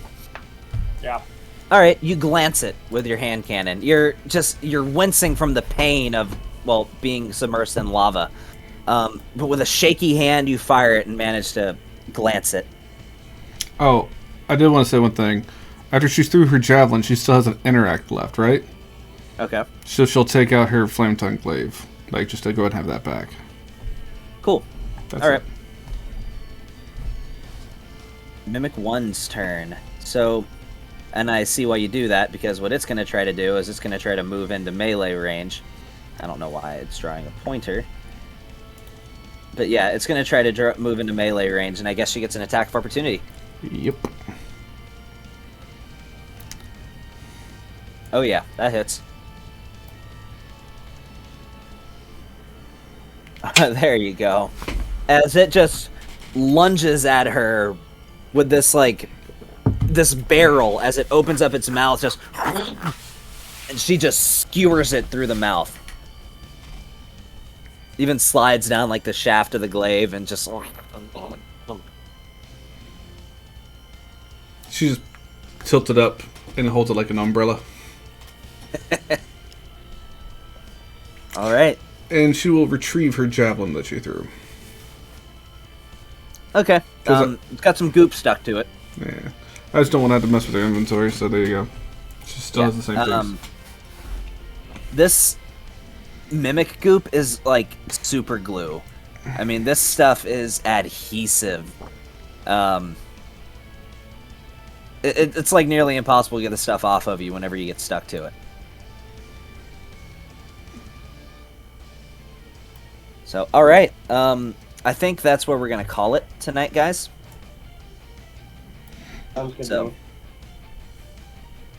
but yeah, thanks for coming to my mimic dungeon. I'm sure we're not even halfway through this damn thing yet. I think we put a pretty good dent into it.